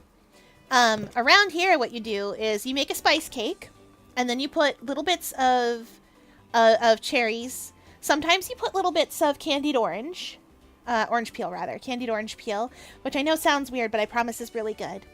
Sometimes you put little bits of candied orange peel, sometimes you put little bits of apple, or you put all of it, or those chopped cherries that you get in the supermarket. You put those into a spice cake batter, and then you cook the spice cake, and then you soak that spice cake in rum or kirsch for like ever, and then you eat that. And that's what a fruit cake tastes like. It's delicious.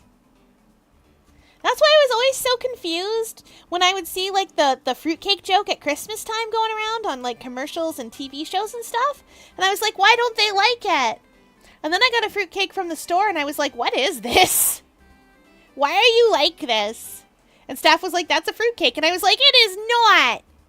And I got mad at them because, like, that's like the time they told me it was gingerbread when it was just these little snappy cookies. That's not gingerbread at all. Gingerbread is a whole cake. That's why the witch could build her house out of gingerbread. She built it out of bricks of gingerbread, like, of gingerbread. Loaves of gingerbread.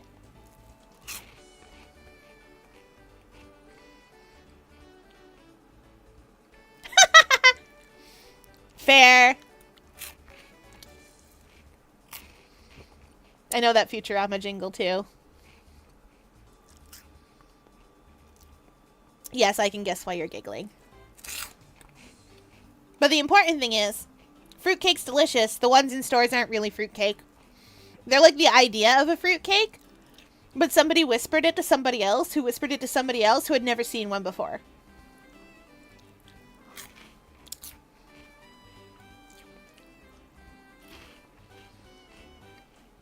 If you can't soak them in kirsch or rum, because, you know, you're not allowed those things, that's okay. You can also soak them in a sugar solution. Or at least coat them in it. And that works just as well. The recipe is also quite moist, so it works out nicely there too.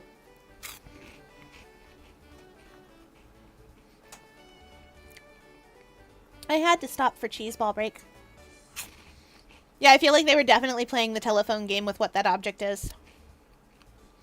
Can't remember if I've ever had fruitcake. Oh!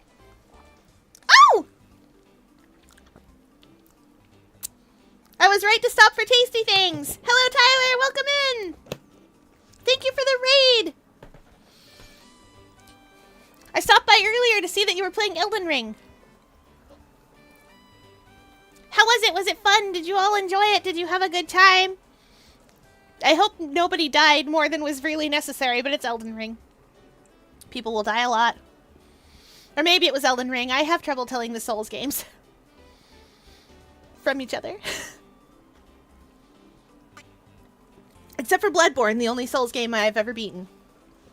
Unless you qualify Hollow Knight. But other than that, Bloodborne is the only Soulsborne game I've ever beaten. I fought the moon! And I won! Anyway, welcome in. Thank you for the raid. For those of you that don't know, I'm Fiera Luna. I play games on the internet. If you're new here, thanks for stopping by. And if you've been here before, welcome back. Today we're playing Ace Attorney. Yeah! We're playing Ace Attorney. It's great. We're having a good time. We're solving murders. We found Larry over here. He's the Steel Samurai. I hope he doesn't ruin Edgeworth's delight at the Steel Samurai. Hey, what kind of introduction is that? You're so mean, Edgy. If you're not careful, you might find my tiny number of friends go down by one. Larry, you have 2 friends, Phoenix and Edgeworth, and that's the list. That was uncalled for. Besides, you're... Wait, hold on. Larry! It was you? You're the one who wrote my Steel Samurai autograph? Huh? Oh, you didn't notice earlier? I even winked at you through my headpiece. What's going on? Admire you be tread. Sorry, but could you not speak to me right now?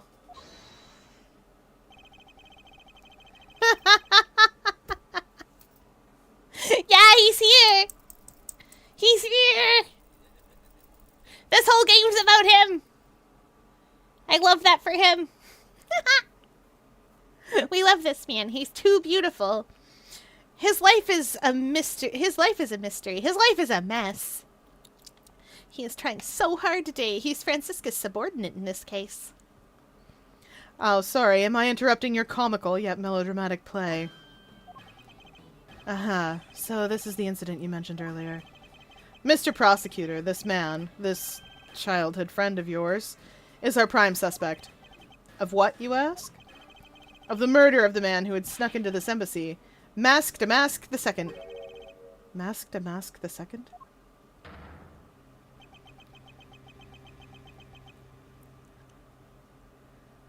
Really?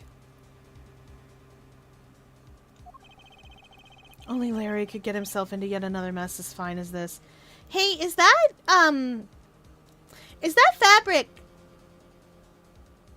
Is that fabric from What's Its Place? What's the place? You know, the one from the plane. Burger.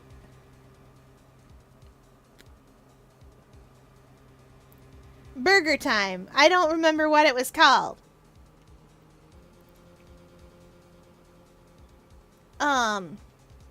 Borgia. Yeah, I think it was Borgia. Ooh, pomegranate juice. We love pomegranate juice. Good luck with that cinnamon roll. I know it's a shell. I know it's a fossil, but good luck with her. She probably is delicious. Yeah, you're right. It is Borgia. Anyway, thanks for the lurk. I will be sure to paint defensively to prevent surprises. I think it might be Borgian fabric. It might just be from Cadofia, but it looks like it might be Borgian too. But no matter what the facts seem to say, Larry is not the type to commit murder. Still, it's a rather daunting stroke of misfortune that I've struck. I have to prove that Larry Butts is innocent of all wrongdoing. Shifu, we've identified the victim. Good work. I'll take that report now. Agent Lang, would you mind if I took a peek at his as well? What did I tell you earlier, Mr. Prosecutor? Don't get in my way. There's only enough flesh here to feed one wolf, and that one is me. So no, you may not take a peek. But Agent Lang... Detective Bad? Is everyone just here? Is everyone here? Well, thank you for the lurk. Get that dinner and those eye drops. That sounds important. Now, I enjoy eye drops too. Eye drops are not food, but they are good for your eyes. So I'm told. Aquarium staff tells me if I get used to... Aquarium staff told me that I could wear contact lenses, and I told them I don't know if I can, and they said there's the squishy kind, and I went, okay. But now they won't let me, because they think the glasses are cute. I will have a great stream. I like the glasses too, though. They're fun, and I can take them off when I get in the water. And apparently you're not allowed to go swimming with contacts in. Ugh, can't go swimming or anything. Whoa. So they were like, you're an underwater creature. You can't go swimming with those in, so you can't wear them. And I went, I'll take them out if I go swimming. And they went, no, you won't. You can't get them out of your eyes by yourself. And I went, I can. And then they went, you can't even put them in by yourself. And I went, I can. And then they laughed at me because I'm 4 centimeters tall and I can't open the contact package or the case.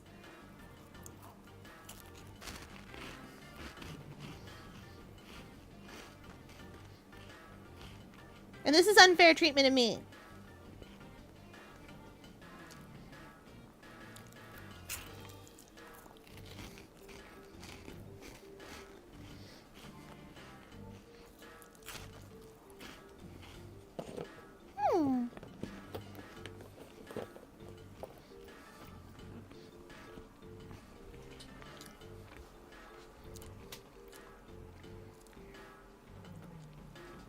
Have fun with your toxic Yuri.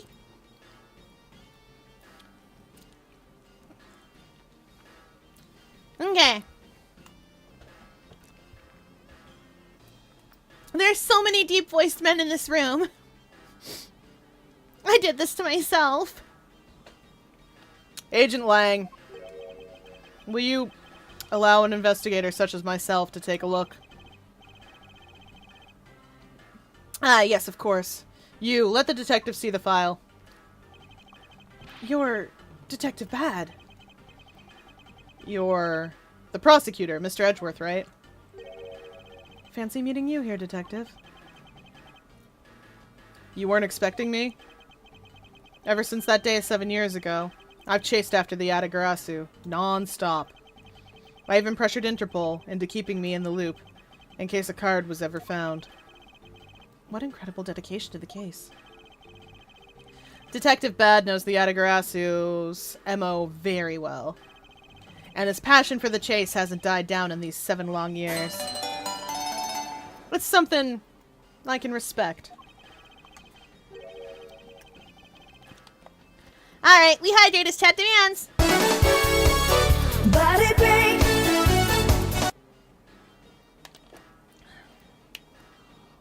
And it's time for a big stretch. Big stretch.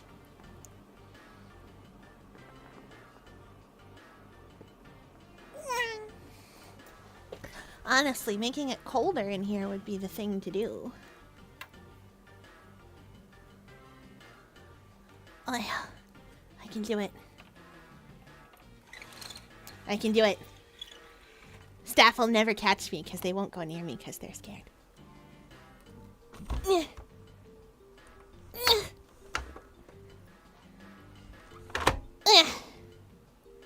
I did it. I'm so good at this. Okay. So good at this. Don't worry, we'll get a real body break in. I just want to do this first.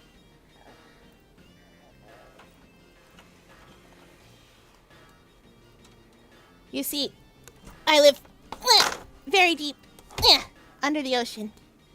So it's important to make it cold. And staff is like, you don't need it that cold. And I think they're liars. Lying liar pantses. Whew. Okay. Now for a real body break. One of these days I'm going to lift the top off the tank and it's going to be so good. Hup. We'll do skull crushers. 1,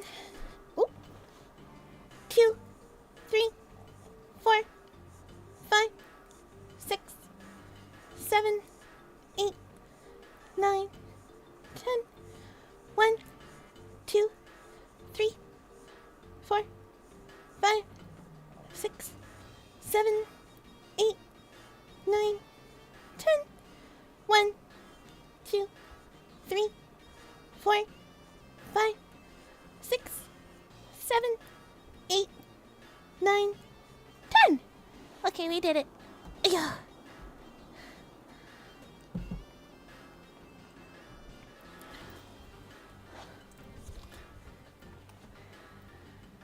But Detective Bad, I must ask, are you going to make an ally out of this prosecutor?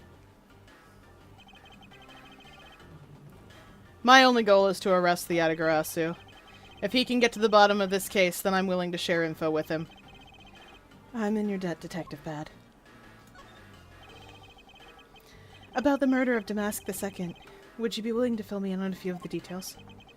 When the Atagarasu showed up, Agent Lang and I took ourselves off guard duty and put ourselves in charge of directing things at this crime scene. Taking advantage of the chaos, Damask II, he broke into the embassy. Probably to steal some treasure or another. And I suppose he lost his life when he was forced to fight someone else in this room. Why exactly was that man placed under arrest, Detective? That samurai? He was born looking suspicious, but not for the reasons you suspect, I assure you. As you can plainly see, he's completely harmless. Well, it was just a random guess. It's not like he's actually under arrest. Tonight, here at the Alabastian Embassy, Ambassador Alba was to give a commemorative speech. And that's when the Atagarasu showed. But keep in mind, the Atagarasu isn't who I'm talking about right now. Those seats for the guests who had been called to sit in them were empty. A no-show? Who was it that failed to take their seat? The Steel Samurai. Until the speech was to begin, each member of the entire Steel Samurai family was to wait in a separate room. However, for some weird reason, that man was spotted in a different location than his assigned room at that time. And where was he? He was on the roof, with one of his legs down the chimney. That chimney leads into this room. Larry, what? Larry Butts, you've really outdone yourself this time. What were you thinking? In any case, I believe it's high time for me to start my investigation. Larry, what? Sir, what were you thinking? Oh, wow, my poor machine is chugging. Can't wait for Switch 2. There are some weapons on display on this wall, a crossbow, and under that, a set of knives bearing the flower motif. They must be the counterparts to the Babyliss knives, which means that the blades inside these scabbards should match the blade that was used to kill Mr. Cochin. Alright. Oh, we got the deduce button already.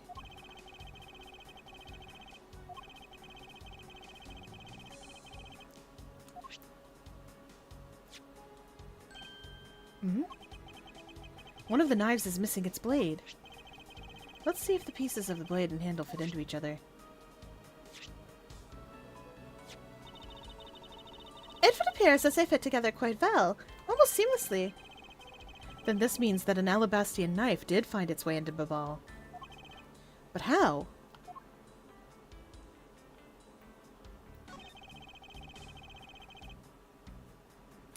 It's the Steel Samurai's primary weapon, the samurai spear. Isn't it awesome? I totally fell for this thing. It's sleek and shiny, just like my heart. It comes at you like whoosh! When you hold it, you just want to live like BAM! You'd do well to watch what you say, Larry. Although, it is just as Larry says, the spear is quite the symbol of valor. However, speaking of spears, aren't you supposed to use them by thrusting the point straight into your opponent? I'm not entirely convinced this spear is up to the task. What's wrong, Edgy? You're just staring off into the distance. Oh, I get it. Tell you what. I'll tell the studio to make you one, okay? But this one's mine. Did I say anything about wanting one? Maybe I can shut him up if I show him the piece of evidence that will point something out about this spear. I think he'd take one. I think Edgeworth would take one. Hey! Hey, look, he's even got the cane. It's King Alba. What is this plant supposed to be? Francisca, can't you see that it's supposed to be a likeness of Ambassador Alba? Miles Edgeworth! As a subordinate, you'll have a lot of nerve telling me what to think. I look forward to your salary assessment next month. You're deluding yourself if you think you have any control over that. Why is there a weapon on display in a place like this? I wonder why there are no VIPs on display here. Francesca? How about we don't, honey? How about we don't?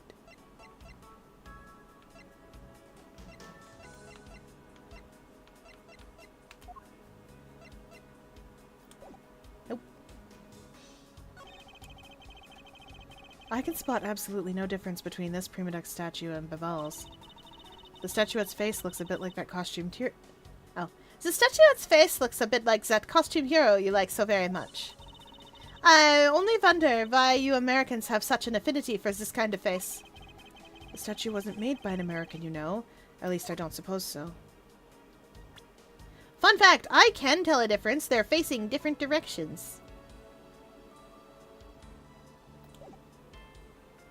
Which I know sounds weird, but they are.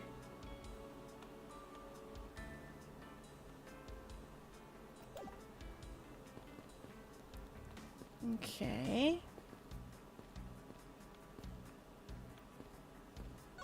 Take a look at this desk. The person shaking hands with the Steel Samurai in this picture is Ambassador Alba. It was taken just before the murder. The Steel Samurai must be very popular. They're even using a national treasure as a backdrop. I just don't understand. What exactly is so great about, Top Knot there? Clearly, there is a depth to this show that a young person like you can't fathom. Speaking of young people, aren't young children the target audience of this show of costumed actors?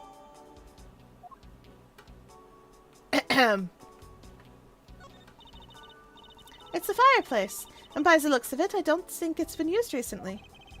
Yes, I can't seem to see anything unusual about it.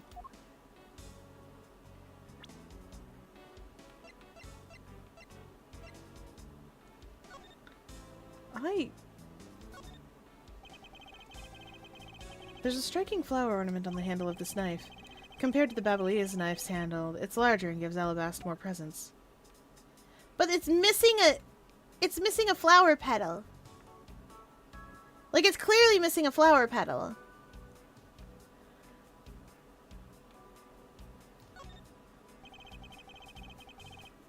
The handle on this knife was made to be removable.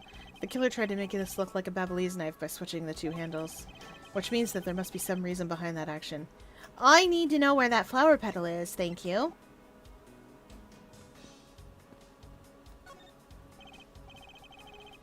Flowers. Two gorgeous flowers are in full bloom here. I'm sure flowers as lovely as these must have an equally lovely name. Miles Edgeworth, are you done staring? I should hardly think that passion flowers are all that rare. Passion flowers? That's a rather unusual name.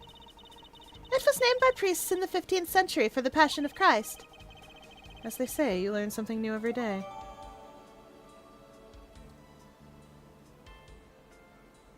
They do look cool, but there's obviously some spots dug up there. That's definitely important. As this must be on Master Alba's desk. His notebook is open on his desk. He must have been in the middle of some important work. Sapling growth log. It finally sprouted today. Funny, it doesn't look like important work to me.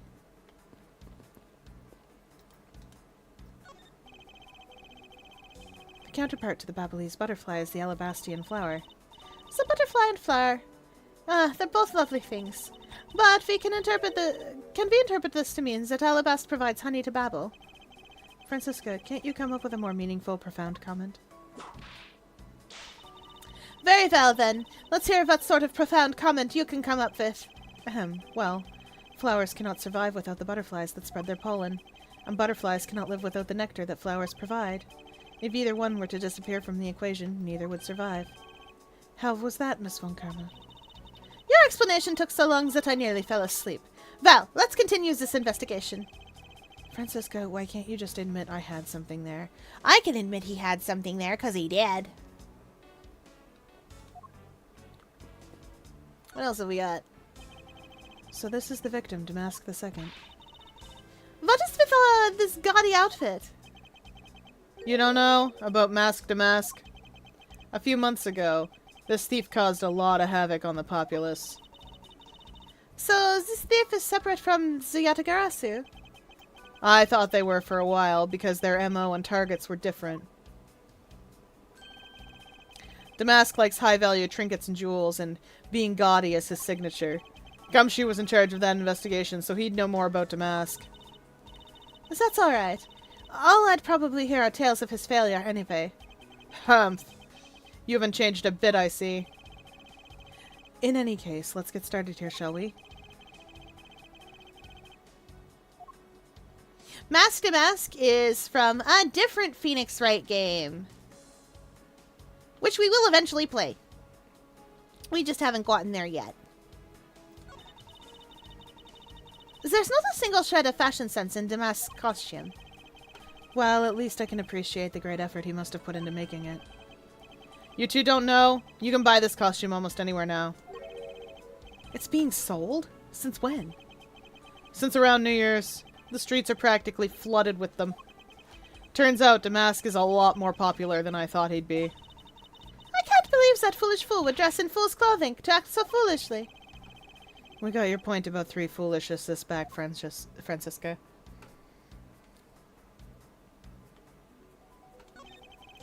What is he holding? It looks like a piece of paper from a notepad. It would appear that directions on how to reach this room were written by hand. There's something written on the back as well. I'd like you to steal the Prima Duck statue in this room. What is that supposed to mean? Who writes a note to themselves like that? If I had to guess from the text, I would say that this is actually a request from someone about what to steal.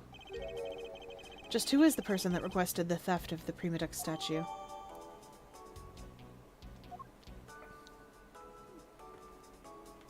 Dorky outfit. Obviously the murder weapon. So this is the murder weapon in this case. There's blood on the blade. It's a rather sweeping sword, isn't it? What did you expect? It's Steel Samurai Daddy's secondary weapon. I'm sorry, chat. Chat. It's Steel Samurai Daddy's secondary weapon. I know, it's because there's a whole Steel Samurai family now these days. I know that.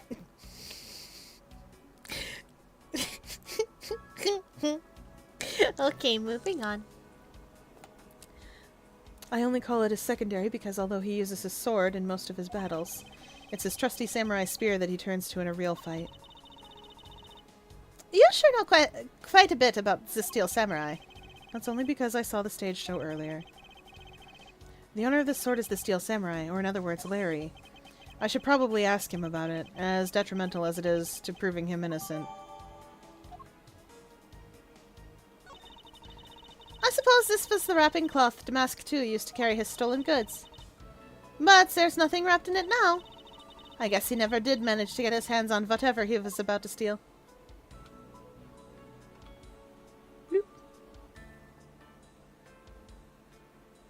Yeah, Quercus alba. Neat.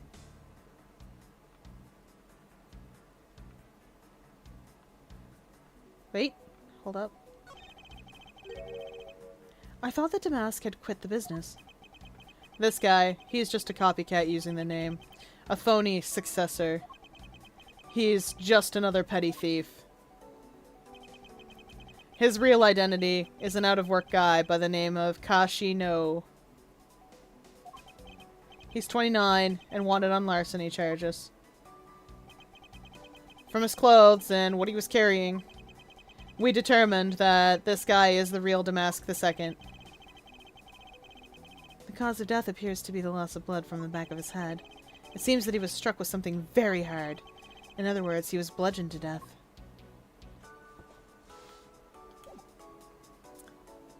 Kashino.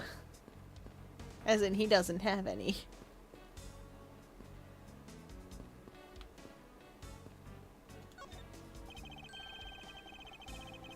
You did some investigating over in the Babalese embassy too, right? I did. Is there a problem? Longji says, a wolf who aims to hunt for 2 rabbits at once. I believe the item you require is he who runs after 2 hares will catch neither. Heh! A real wolf can catch both. I see. So what are you trying to say, seeing as how I am currently handling 2 cases? Huh! Suit yourself. But don't say I didn't warn you. Okay. Larry, tell us about that. Larry, there are a few things I need to ask you about. Hey, how about that? I've got a few things I gotta ask you too. What is it? It's like, both you and him. How is it that the 2 of you always manage to have some cute or hot girl by your side? And Franzi, what about that promise you made to me? Promise? What promise? The one where you said you'd model for my next book, Franzi's Whippity Whip Trip. Yeah! I made no such promise! Ever since grade school, we've had a certain saying about Larry. When something smells, it's usually the butts. One needs to look no further than this man to find the king of troublemakers. Poor Larry. I say that as if I feel bad for him. I, do not.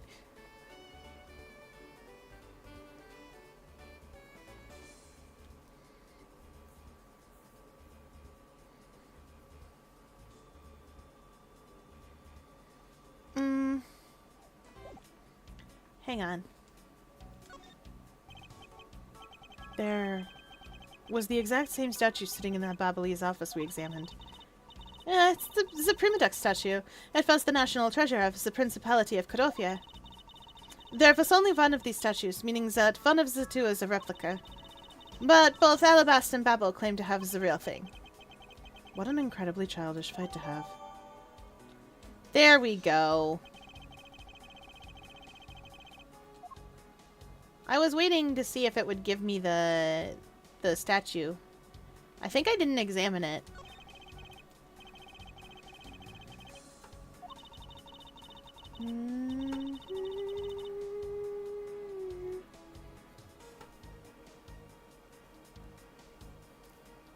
There's something up with this. There was only one of these statues. Okay, yeah. Wait, something's not right.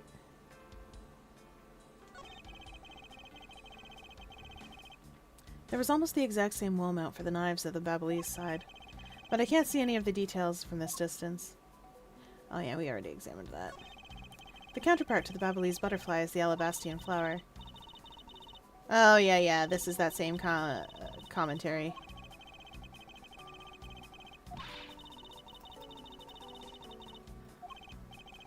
Ah, I forget how to press. I forget where the skip button is. Or if there is one. Oh. Yeah, we know Edgeworth.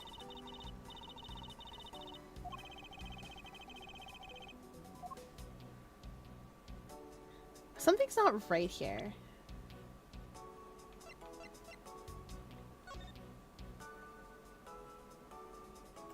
I mean, they're obviously not right, but... Hey!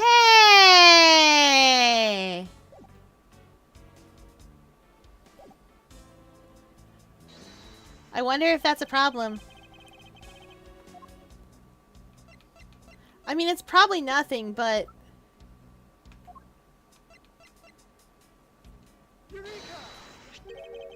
Look at this photo and tell me what you find odd about this scene, Miss Von Karma. The apparent joy on the ambassador's face as he shakes Zet-Topnot's hand? That's not it. I was trying to point out that the statue in the photo is facing a different way. You're right! This statue is a national treasure. As such, only an ambassador or a secretariat-level person is allowed to handle it. The fact that the statue is facing one way in this photo, and now is facing a different direction in this preserved crime scene, is proof that someone touched this statue around the time of the crime. So what's under it? Oh, we're not allowed to look. Okay.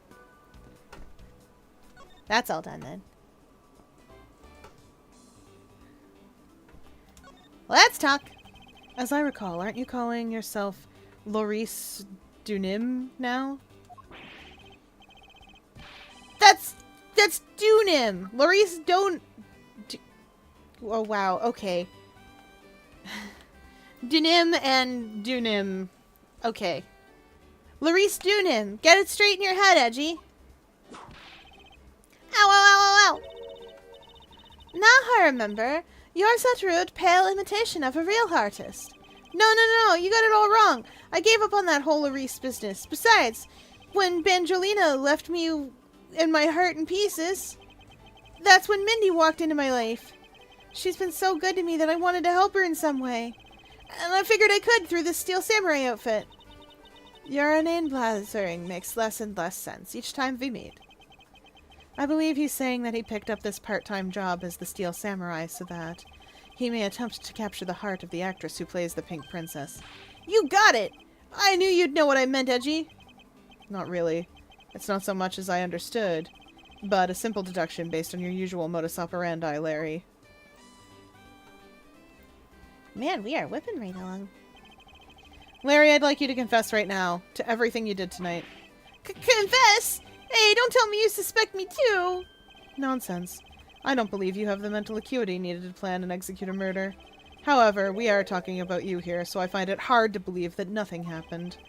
From past experience has taught me that you are always at the center of some insane event.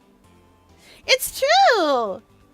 In the first game, he was the center of a lot of insane events. He was in practically every case in the first Phoenix Wright game. And funny enough, he was at the center of a case where Edgeworth was accused of murder! Murder!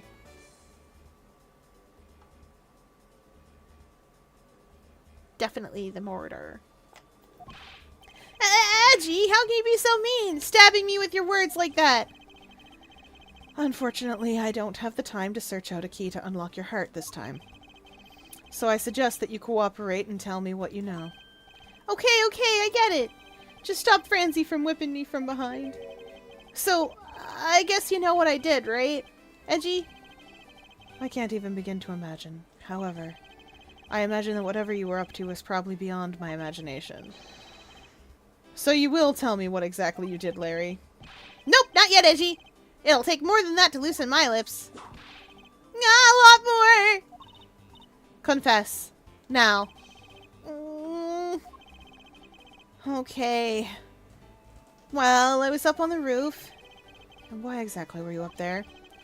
Oh, you know, that wintry custom and the legendary hero. Legendary? Hero? Santa Claus! Santa. Claus. I wanted to do the thing he does, so I climbed up to one of the chimneys. But when I got there was smoke pouring out of the chimney. Huh. And? Well, I couldn't go down the chimney with smoke coming up, right? So I gave up. Larry, you do realize that Santa Claus does not exist, right? Of course I know. I did graduate from junior high, you know. Then you should also understand this. If Santa was real, he'd be the biggest unlawful trespasser in history. Aw, crud. It is your attempt to imitate Santa that has landed you as a prime suspect in this murder. Come on, man. What's wrong with pretending to be Santa? Let's start with the fact that it will be the Ides of March in a matter of hours. Santa only visits homes on December 24th. That's in December, you nitwit. No. Hey, wait a sec. We're not in court. Oh, Larry. Larry, why are you like this, my man? He's ridiculous.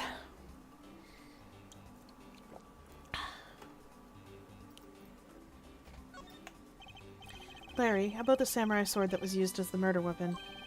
Oh, that. Well, I shook hands with the ambassador in this room, you know. Yes, apparently you did. And well, I totally forgot about it and left it behind when I left afterwards. You want to talk about shock? I was the most shocked when I heard it. Blah. I was the most shocked of all when I heard it killed someone. Shocked!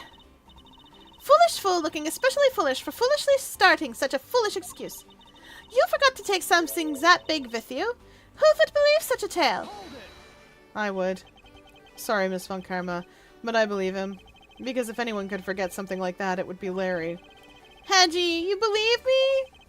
I just knew that our friendship is something special. Anyway, even if Larry had simply forgotten the sword and left it behind, that in no way clears his name. Which means that I will have to prove his innocence from a different angle. Okay. Talk to the detective. Wait, what? No matter how hard you try, you'll never be a necessity in our Shifu's investigation. Is that a fact? But no matter how good he is, he's bound to overlook something. If you insult our Shifu, then prepare to be punished. Oh? And how exactly would you punish us? Every investigator under Shifu's command will work to disrupt your investigation. Vindictive much?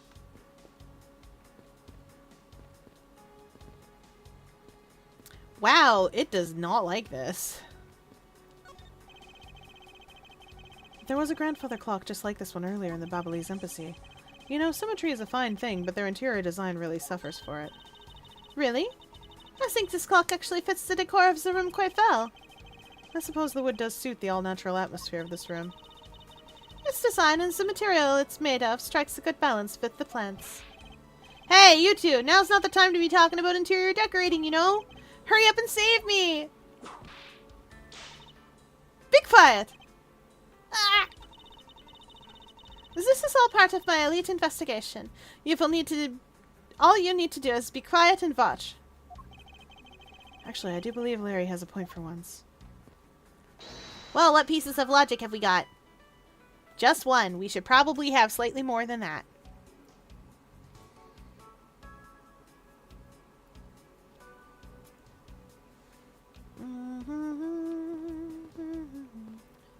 Maybe there's something I missed with the weapons. I mean, that one's, like... Well, I guess that one's kind of bent, but how do I show that it's not supposed to be?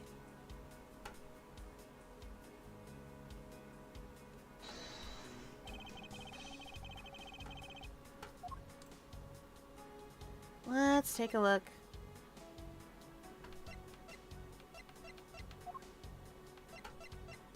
Darn it! I mean...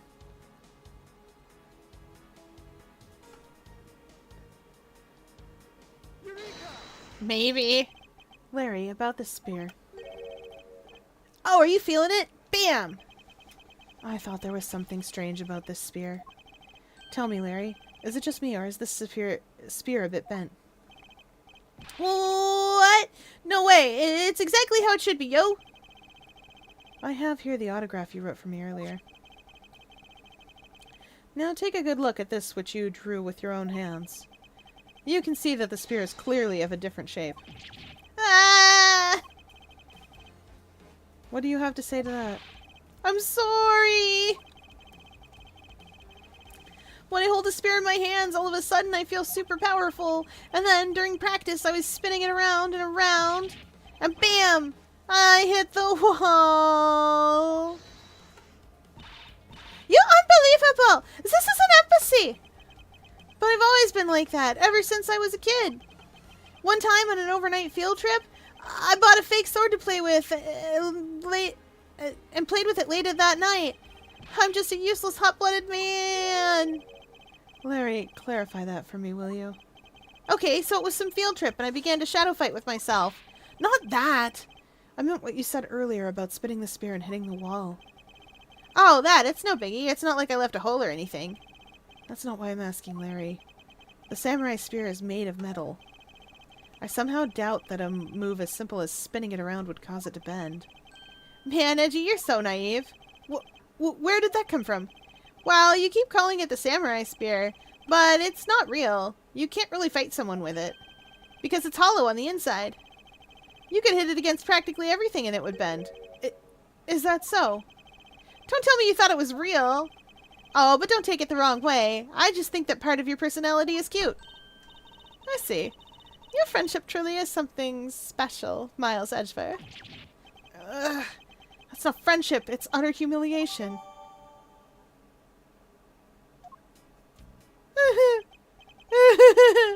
Oh, Edgeworth. He's such a sweetheart, and he's so smart most of the time, except that he really loves the Steel Samurai. Really gets into it. Poor thing. Poor man.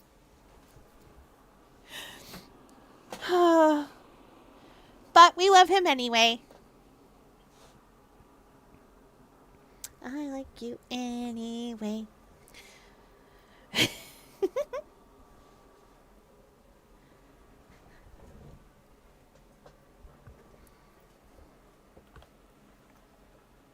I guess that about wraps it up for my investigation. That's... The Pink Princess! Yo, Pink Princess! How are you feeling? Still feeling ill?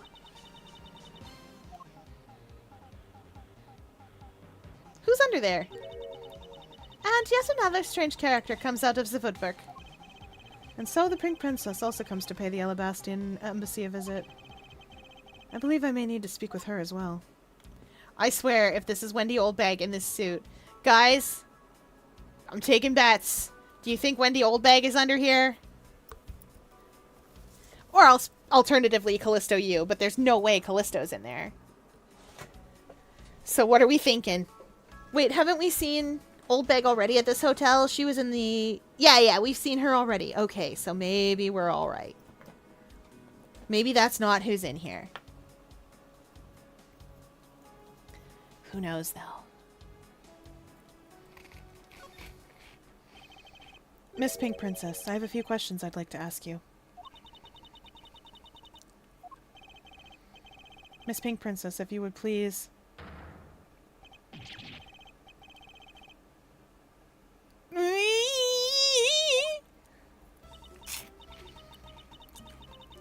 Why are you in this outfit?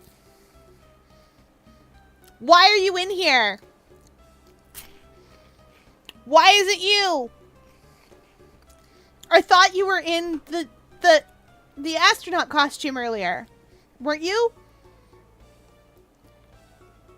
Am I getting my cases mixed up? I'm getting my cases mixed up. That's a different case. Dang it.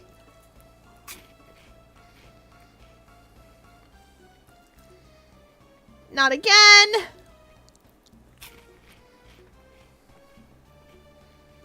That case is a case from Justice for All that we're currently playing through. Where we have to find a person innocent or we don't get Maya back. To be fair, that problem is also happening at the Gatewater Hotel.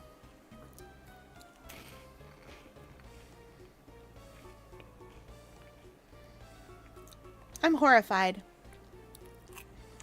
Of course it's her. Of course they'd make me keep like 6 accents on standby. We gotta have Francisca's, we've gotta have Wendy Oldbags. We gotta have both embassies. If one more person shows up who I gave a funny accent to, I'm gonna be so sad.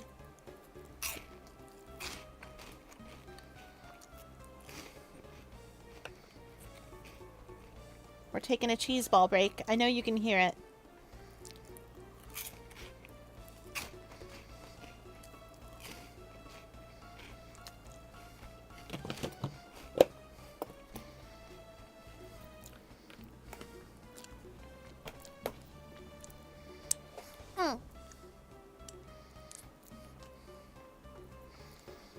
There's so many cheese balls in there.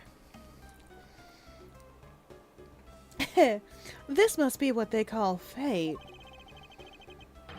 How could this happen 2 days in a row? Oh yeah, she was the pink badger. What the? Aren't you Miss Oldbag? Why are you so surprised? Ah, so you're the one they got to play the Steel Samurai. It's too bad I did not realize that until now. You're acquaintances with Larry? Why, yes. We worked at the same company for a little while, you know. That's why it's okay, Mr. Edgepoo. You don't need to be jealous. No! I was in the next room, you know, trying to get in some beauty sleep. But it was so noisy in here that I couldn't fall asleep, so I came over to complain. So imagine my shock when I saw my precious Edgepoo waiting here for me. I mean, who could have imagined that you would ever come to a show like this? I guess I've misjudged you, Edgepoo. You misjudged him? I thought he was trying to avoid me, you know. That was no misjudgment on your part. That's precisely what I was trying to do. But it looks like the winds have shifted and he's now willing to be chased after. I'm simply overwhelmed. Don't you worry, Edgepoo. I'll chase you forever. For forever. To the ends of the earth. Isn't that just peachy?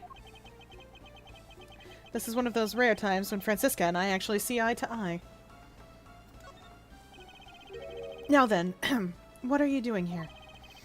I thought you were working at Gatewaterland as the Pink Badger.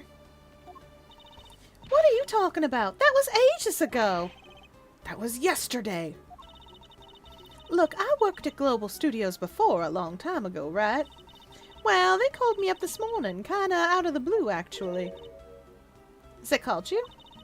Apparently, the girl who plays the Pink Princess collapsed from a bad cold. It happened so suddenly that they called me to be her last-minute replacement. Did they not have enough people on staff at the studio? I really couldn't say no, so here I am, playing the role of the heroine. Instead of that Mindy girl, I mean. Oh, that poor girl, I feel bad for her. Because they let me stand in for her, she's going to have some terrible time when she returns. I mean, I'm not a blah, blah, blah, blah, blah. I got talking to do. I'm going on. I truly am going on. You're a rather lively old lady. So basically, you received the stand-in request this morning, correct? You got it. If you need to see it, I got it right here. Look. It appears that she is telling the truth. I tell you, my fine acting moved the entire audience to tears. Yes, tears of laughter, as I recall. But being famous has its problems too, you know. Here, take a look at this. It's a letter from a stalker.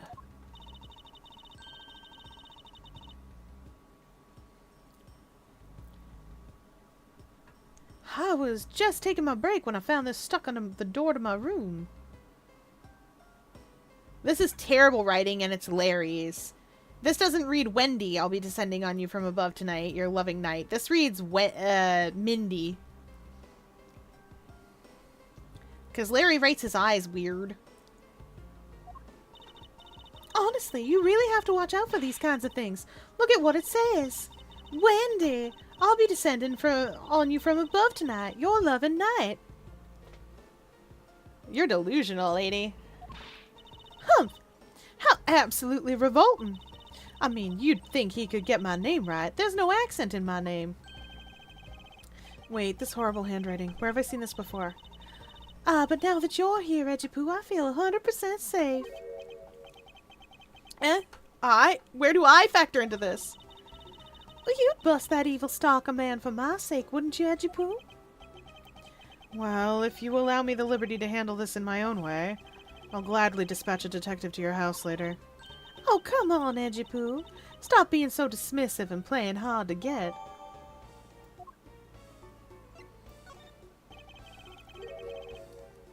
What were you doing at the time of the crime? What crime? What? After the show was over, I've had nothing but free time on my hands. So I used the fireplace in the room next door to keep my bad hip warm. Oh. Oh, Larry! Well, a murder occurred in the room right next to yours. Is that right? Oh, Edgy-Poo, I'm so scared. Hold me. Caress me. No. If you could please not cling to my personage. In any case, I take it, Zen, that you failed to show up at Ambassador Alba's speech? Oh, that. No, I didn't go. I mean, I may have had the heart of a young, tender maiden, but my body just refuses to cooperate at times. As soon as the show ended, my hip started acting up and got stiff. I couldn't move at all. Can you provide proof of your condition? Oh, you just go ahead and ask the doctors in the infirmary. They're the ones who carried me from the theater all the way up to this embassy. I have to admit, the thought of her not being able to leave that room is rather pleasant. A puppy! What a cute dog! He's a good boy. Oh, I want to pet him. Look at him. He's so cute. What a good puppy. Whoa. Whoa. Pup, pup, pup, pup, pup. I must pet him. Prosecutor Von Karma, I brought the police dog as you requested, sir. Good work. You may leave now, officer. What a good boy. Mm-hmm. This dog. I requested the assistance of a dog in our search for the Ziatagarasu. Looks like you guys have some pretty bright dogs in this country, too. Hey, you're a real cutie, aren't you? Yeah, that's a good boy. That's the police dog Gumshoe's been taking care of. I think its name is Missile. Missile! From the first game! Remember when he was such a good puppy? Oh, remember when he was a good boy? We didn't take him with us. We took the metal detector instead. But he's such a good boy. Such a good boy. What a good boy. Good boy. Pup, pup, pup, pup, pup. I love him. He's back again for this game, all grown up. What a fitting name for our police dogs that dash us out in front and attacks. That action alone isn't exactly what's going to solve this case for us, you know. Now, Missile, I want you to find some clues. Go!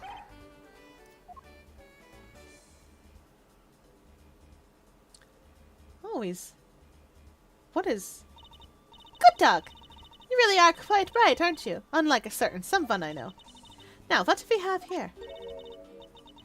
What is this? It looks like a small hot dog, but... Wait, Francisca. Isn't that an official samurai dog? Ah, no! Bad missile!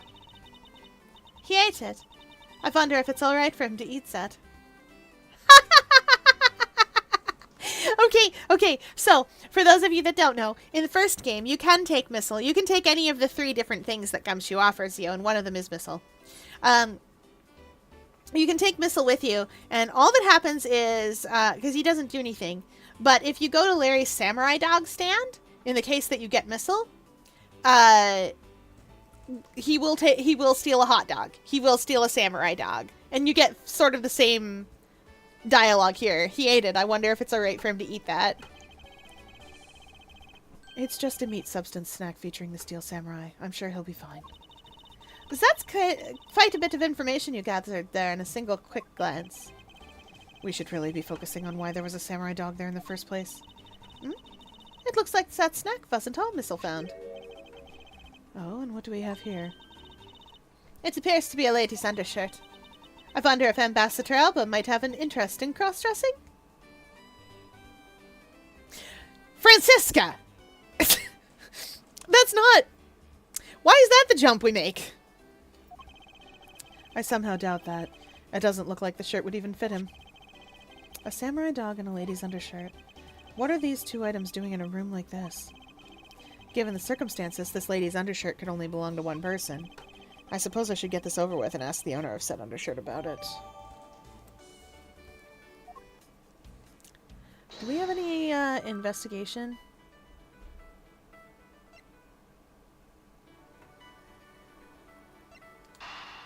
Can I put these things together? Let's find out. Yeah! There's no trace of this room's fireplace being used. Anthropointus? Smoke was supposedly pouring out of the chimney connected to this fireplace, at least according to Larry. This is a contradiction of facts, is it not? Are you sure he wasn't just disoriented or something up on that roof? There is testimony from an investigator that puts Larry at that particular chimney. So, no, I don't think it was a mistaken impression on Larry's part. On the other hand, the fireplace in the next room was being used at the time. Where do you suppose the smoke from that fireplace went? Ah, I see. So what you are proposing is this. The smoke that came out of the chimney was actually in Mrs. Oldbeg's fire. Fear, Momo's fighting you for custody of me tonight, and by custody it means playing games with me. Have fun in Roblox. I will use this time to record then. You can go on adventures with a little dog. A little dog that you have now.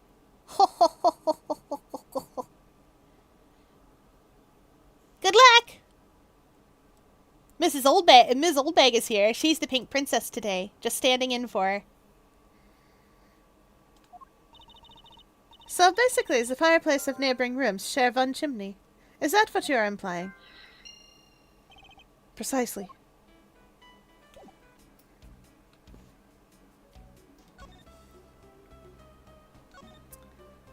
I don't want to present this to her. If you could please take a look at this brown-colored undershirt. Are you sure that's brown? I'm pretty sure that's pink, but whatever. Oh, Edgepoo, what is the meaning of this? Why did you steal that thing from my bags? All you had to do was ask, and I would have gladly given you as many as you'd like. Thanks, but no thanks. This shirt was found here at the crime scene. Oh my golly! Welcome in, everybody! Hi, Zeke the Geek! Welcome in! We're playing Ace Attorney Investigations tonight. We are investigating the murder of a lot of people on foreign soil today, because it's an embassy and that's how foreign soil works. Welcome in, everybody! For those of you that don't know, I'm Fiera Luna. And I play games on the internet. If you're new here, thanks for stopping by, and if you've been here before, welcome back. Today we're playing investigations, and we're having a grand time solving murders and doing a fun thing and being very silly about it. Where's my mod? Revenge! Oh no, not vengeance!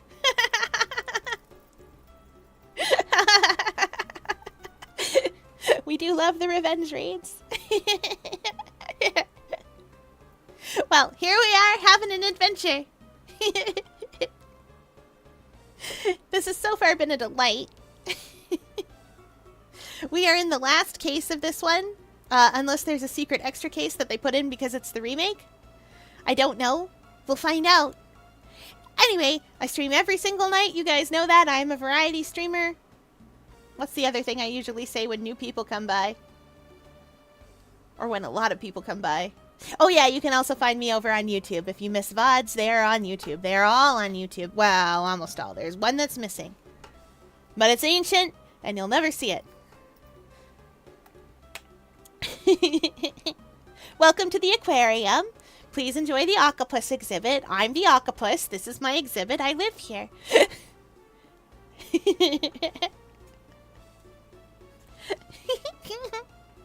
Anyway, it's a good time tonight. Right, we were saying words. The shirt was found here at this crime scene. What? Come now, why don't you just confess and explain what it's doing here? I know nothing. Nothing, I tell you. What? Oh, I admit that I used the fireplace to dry that shirt, but I can't really help the fact that I had to, you know? Wearing that pink princess costume was like being in a sauna. And on top of that, I get fingered as a suspect? You're too cruel, Edgipoo. Are you claiming that you never once set foot inside this room? Of course I am. If I had been the one to find the body, do you think I'd be as calm and relaxed as I am? I tell you, it's always like this. Blah, blah, blah. Cameras missing, lawyers they're missing, them missing, etc., etc. This goes on for a little bit, and I can't read fast enough to keep up with Wendy Oldbag's chatter. Honestly, men these days. Well, I don't believe she's lying about her actions, so I can safely assume she really was drying her shirt by the fireplace on her break. And somehow the undershirt managed to move from the next room to this one. It's because they share a chimney. I assume the samurai dog was also yours? That brilliant mind of yours. You really can see through everything about me. And so the feeling of dread continues. But I suppose I should ask for more details. Oh, I don't want to ask for more details. Anyway, how was stream? Did you have fun? Were you playing fun games? Were they a lot of fun? Was it more of, oh gosh. I came by a bit ago, and I was like, oh, this is like Factorio or one of those kinds of games. Well, anyway. Talk to me about these samurai dogs. That samurai dog was yours, wasn't it? Oh, of course. I'm forever yours, my edgy wedgy poo. If you could just stick to what I asked you. Edgy, are you and Miss Oldbag? No! You really don't change, do you? When will you learn how to take a joke? Anyway, that samurai dog wasn't mine. Those things are a present from the studio to the embassy. A present? Yeah, the studio bigwigs basically told us to play delivery boys. We were supposed to hand the dogs off to the embassy people and tell them hi. I had to pile them all into my pushcart just to move them all. Satisfactory! Oh, what a good name for that. What a good name for that game. It looked like fun. Though I am no good at resource management. So I was like, this is a game that's fun to watch someone who's good at it play. That's what we're here for. I am here for slightly different games. Like this one. And Splatoon and Guild Wars 2, which is what we'll be playing all next week. I gotta find my Guild Wars 2 creator friends and see what we can do. On such short notice as Janther's coming. Very excited.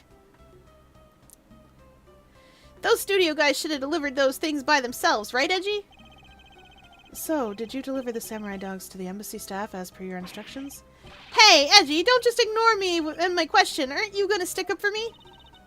About that. See, after the show, I went to rest a spell in the dressing room. Because of my bad hip, you know. And there they were. The samurai dogs were just sitting on the dressing room floor. I suppose you had to make preparations for distributing them after the show. Well, if by preparation you mean sampling them as well. Excuse me? Oh, I tried one and thought they were actually quite good. Sorry, but I just had to find out. I know it was silly of me to think this, but I figured that since they're for a kids' show, their taste was probably for kids too. But they were so good that I just couldn't stop. Before I went back to my room, I just had to help myself to half a dozen or so boxes. As I sat there by the roaring fire, warming them and eating them, I thought, this is... Humph! What is it now? Oh, I know. I bet you want a box too, don't you, my edgy poo? Well, who am I to say no to you? But I'll only give you one. The rest are all for me. Yeah, the only real-time strategy game I have ever been good at is StarCraft 2. And I've only been good at it because of the power of Zerg. I don't have to manage resources when it's Zerg. I just have to make a whole lot of little +1 guys. And if I get them out there faster than my opponent can get a whole lot of big guys, we're solved. Problem solved. Just 300 +1s. And they wander off and they do whatever it is Zerg do. I don't know, bite you for like 2 damage. I love my little Zerglings. Good old StarCraft 2 days. Feels like forever ago now. Yeah. StarCraft 2 is free in a couple of stores. I think it's free on Steam too. I can't remember. Hooji's got it. Hooji's a friend of mine that comes by for Guild Wars 2 from time to time. And who I play Guild Wars 2 with regularly. He's the one who taught me how to play. Because I played Guild Wars 1 and I was like, I never really got into the second game because I just didn't have the time. And he was like, well, let me tell you. He's been at it since the beta, like day 1 of the beta, which was a delight. He's really good at it though. He's a Protoss player. Can't keep up with them. I just cannot.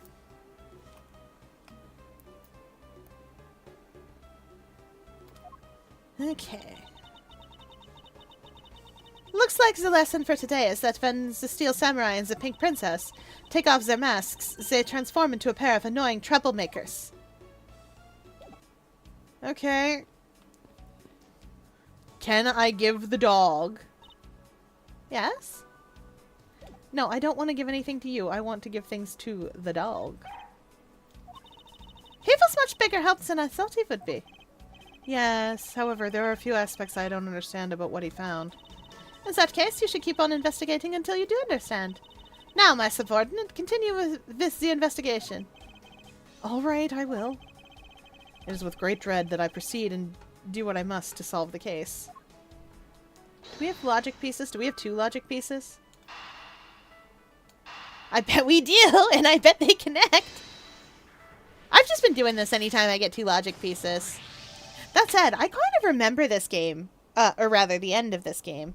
I don't remember a lot of the middle cases, but this one I remember for some reason really strongly.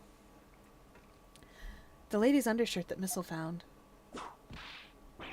Yarg! Why are you getting all excited over holding onto a lady's undergarment? Miles Edgeworth, you uncouth sea slug! Hey, sea slugs are very couth! Have you seen them? They're really cute! Also, like nudibranchs especially. They're adorable. They're really cute. They're good boys. They're all weird looking. They're not even... They're like sea bunnies. Aquarium staff says I'm not allowed to have a sea bunny. I wish I was allowed to have a sea bunny, or several, because they look really cute and I want to play with them. I am informed that they are poisonous. And I would die. It'd be worth it to pet one, though. They look so soft.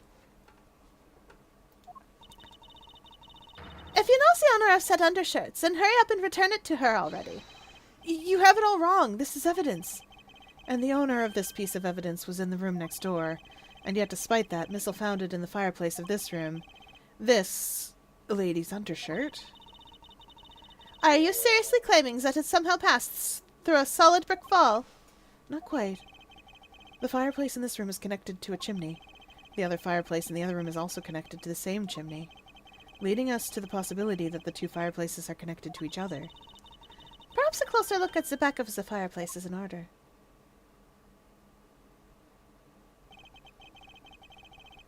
There's an X on the back wall of this fireplace. Let's see if I can get a better look at it. Oh! What in the... The wall separating this room's fireplace and the next room's fireplace Apparently turns. As I suspected, this fireplace does indeed connect to the room in the neighboring room. It's the neighboring room? There appears to be nothing particular about the next room. But the fact that there is nothing special about the next room isn't what's important. It's the fact that there is a secret passageway through the room's fireplace. Which means there's one in Babel, too. That's how our Yatagarasu got out. We now know that the fireplace connects the two rooms. But how exactly is that significant? You aren't going to suddenly name the old lady as Damask 2's killer now, are you? No, she couldn't move at all because of her stiff hip. So she could not have been the one. Unfortunately, I believe that this fireplace has nothing to do whatsoever with Damask 2's murder. No, but it does have to do with Manny Cochin's. It would appear that the answer has made itself known. You're making quite a confident face there, Mr. Prosecutor. Bring it on. I'm ready to counter any argument you may have. Very well, then, if you're prepared. I'll show you exactly where my deductions have led me. Good. I'm counting on you, Edgy. Leave it to me, Larry. My first attack will be to expose your lie for what it really is. But my lie... I know there's still something you're keeping from the rest of us. What's wrong with you? Why is it you won't believe me no matter what I say, Edgy? Curse you, I should just hurry up and die already if that's how it's gonna be. Good gravy, Larry. I'll confess to every murder in the whole world, and then kill myself, and throw everything into mass confusion. You made some wonderful friends as a child, I see. Larry, I only have one thing to say to you. Even if you make that face at me, it's no use. A man who's ready to die is strong-willed, you know? Larry, it doesn't matter what sort of harebrained trouble you've caused. I only ask that you do not lie to me. If you cause an innocent person to be judged unfairly because of some insipid lie, I will never forgive you. Edgy. Although, allow me to say that I consider you to be among the innocent in this case, and that I will draw the real killer out. You can trust me on this. All right, this time I'll tell you the whole truth, okay? What happened, what didn't happen, the works. Just what happened will do. Now then, if you would please testify as to what you did up on the roof tonight. Oh, Larry! It's the dopey face. They gave him the dopey face up here. Well, after the show, I left the pushcart in the rose garden and came into the embassy. And they took a picture of me shaking hands with the ambassador. After that, and until my next appearance, I had some free time, so I wandered around. And that's when I spotted the chimney. A chimney like that is a rare thing, you know. So then I wanted to play Santa and decided to give it a try. Larry, I thought I just finished telling you not to lie anymore. But it's kinda ultra embarrassing.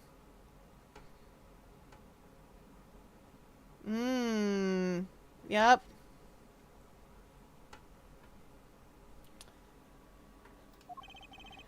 And what exactly is so ultra embarrassing that you can't tell me?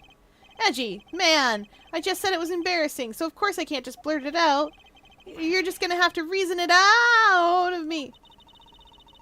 As your superior, I command you to hurry up and expose this man's lie. I have every intention to, for I'm not about to let us waste time on such a trifling matter. Alright, let's go. Let's see.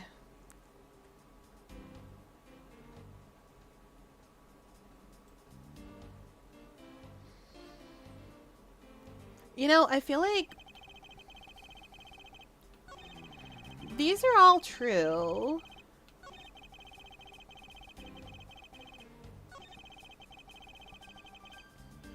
Hold it! Tell me about this. You suddenly wanted to play Santa? I know he wrote that note. Oh, well, actually, I dressed up as Santa once before already. That was down at Gourd Lake. I'd appreciate it if you wouldn't dredge up such unnecessary memories for me. Edgeworth was arrested for murder at Gourd Lake. Larry was Santa there. It was very funny. But also distressing at the time. Phoenix had to get Edgeworth off the hook. and solve the DL6 incident. Von Karma almost got away with it because of the statute of limitations. It was literally the same day. Like, if he'd made it to midnight, he would have gotten away with it. But he didn't. So we got him arrested. I'd appreciate it if you wouldn't dredge up such unnecessary memories for me. Heh. Sounds like you guys share a lot of history. A perk to being childhood friends, huh? Besides, it's not a felony to dress up and play Santa, you know.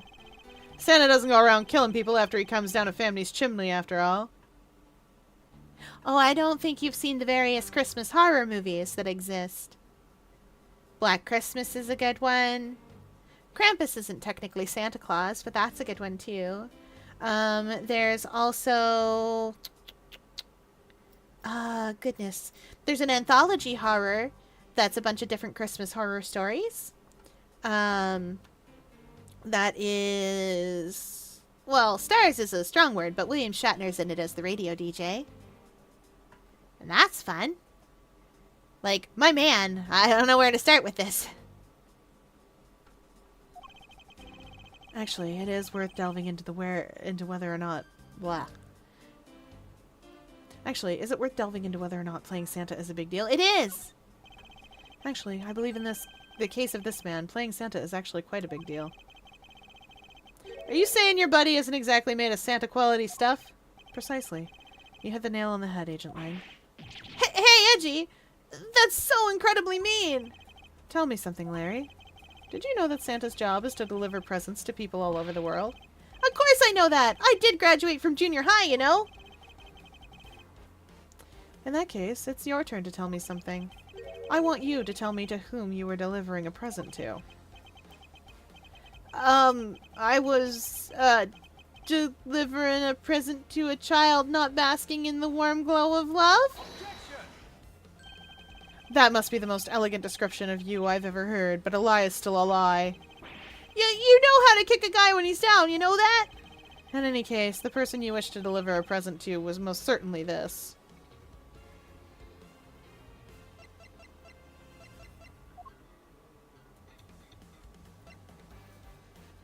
Ha! Oh, mask to mask. It can't be Wendy, but... No, it was the Pink Princess. Take that! Huh, interesting taste you have there, Mr. Suspect. Don't spread lies about me. I totally didn't want to see Miss Oldbag so much that I tried to go down a chimney. Ow! I advise you to stop right there in your bashing of the lady. Well, I must admit that I myself hardly ever want to run into that lady. However, what if you were misinformed and under the wrong impression? Then what? Define wrong impression. I simply mean that the man before you thought to enter the old lady's room without knowing one very important fact. And that fact is best summed up with this. Oh, his absolutely garbage writing, isn't it? Take that! Larry, I'd like for you to take a look at this piece of evidence. No way! But, wait, what? Really? Oh, I bet it's the stand-in request. It's always like this. You acting so high and mighty and then you bully me. That's why I refuse to look at it. Be quiet and just take a look. Well, if you say so, Franzi, but only because you say so. Some people never change, even if their attitudes do change at the whim of women. So what's up with that anyway? Huh. Why, it's proof that you never even knew existed, of course. Oh, is that all? Well, I don't need it right now, so I'll just give it back to you. What? Huh. Got you on the ropes now, don't I? What piece of evidence? Was that piece of evidence unrelated to the question at hand? No, but... Gosh darn it. Body break.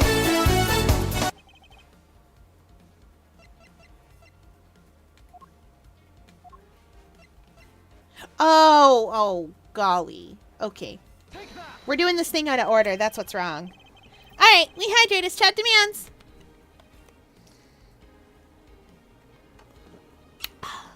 And a extra.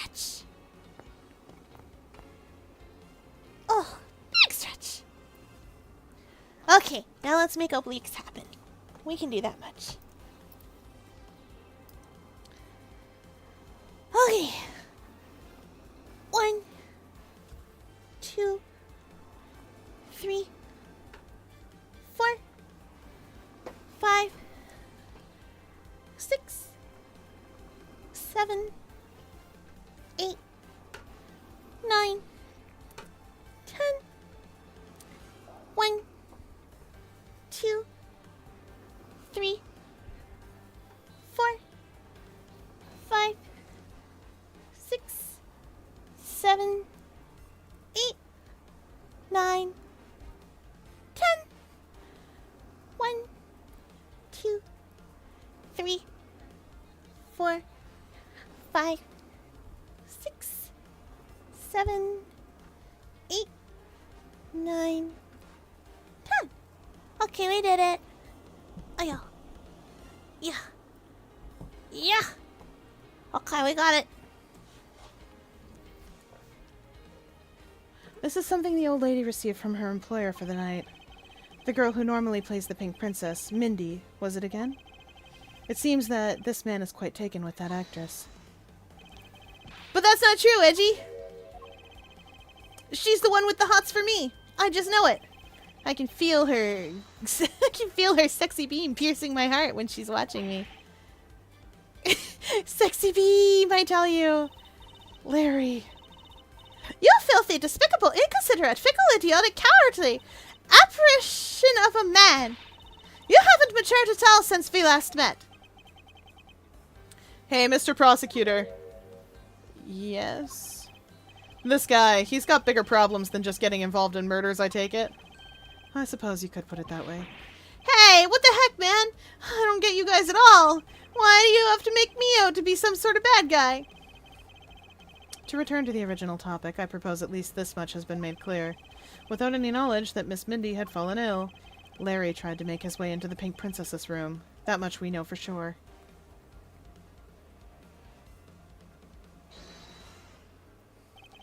Hey, Edgy. Looks like I got the hang of this court thing now. But we're not in court at the moment. Shut up! I want to see what's going on here, and it looks just like what you do in court. I guess old... I guess old boy here still has something he'd like to say. Long as he says, until the root of the tongue dries, one never knows the whole truth. You shouldn't form conclusions until everything is out in the open, which is why I'll listen. Alright, then get ready to listen to me defeat Edgy in a battle of wits. Larry, have you forgotten that should I lose, your victory prize will be your arrest? Okay. Wah.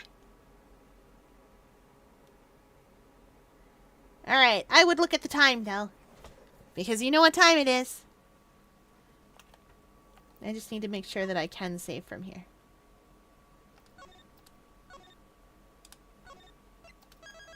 Okay, I can. Good. Alright. We're in the middle of Larry's story. But you know what that means, chat? Bloop. It's now closing time, and we hope you enjoyed your visit to the octopus enclosure. We are going to go on a little adventure. Where will we go? It's a mystery. Let's go find a place to be. Who shall we go and visit?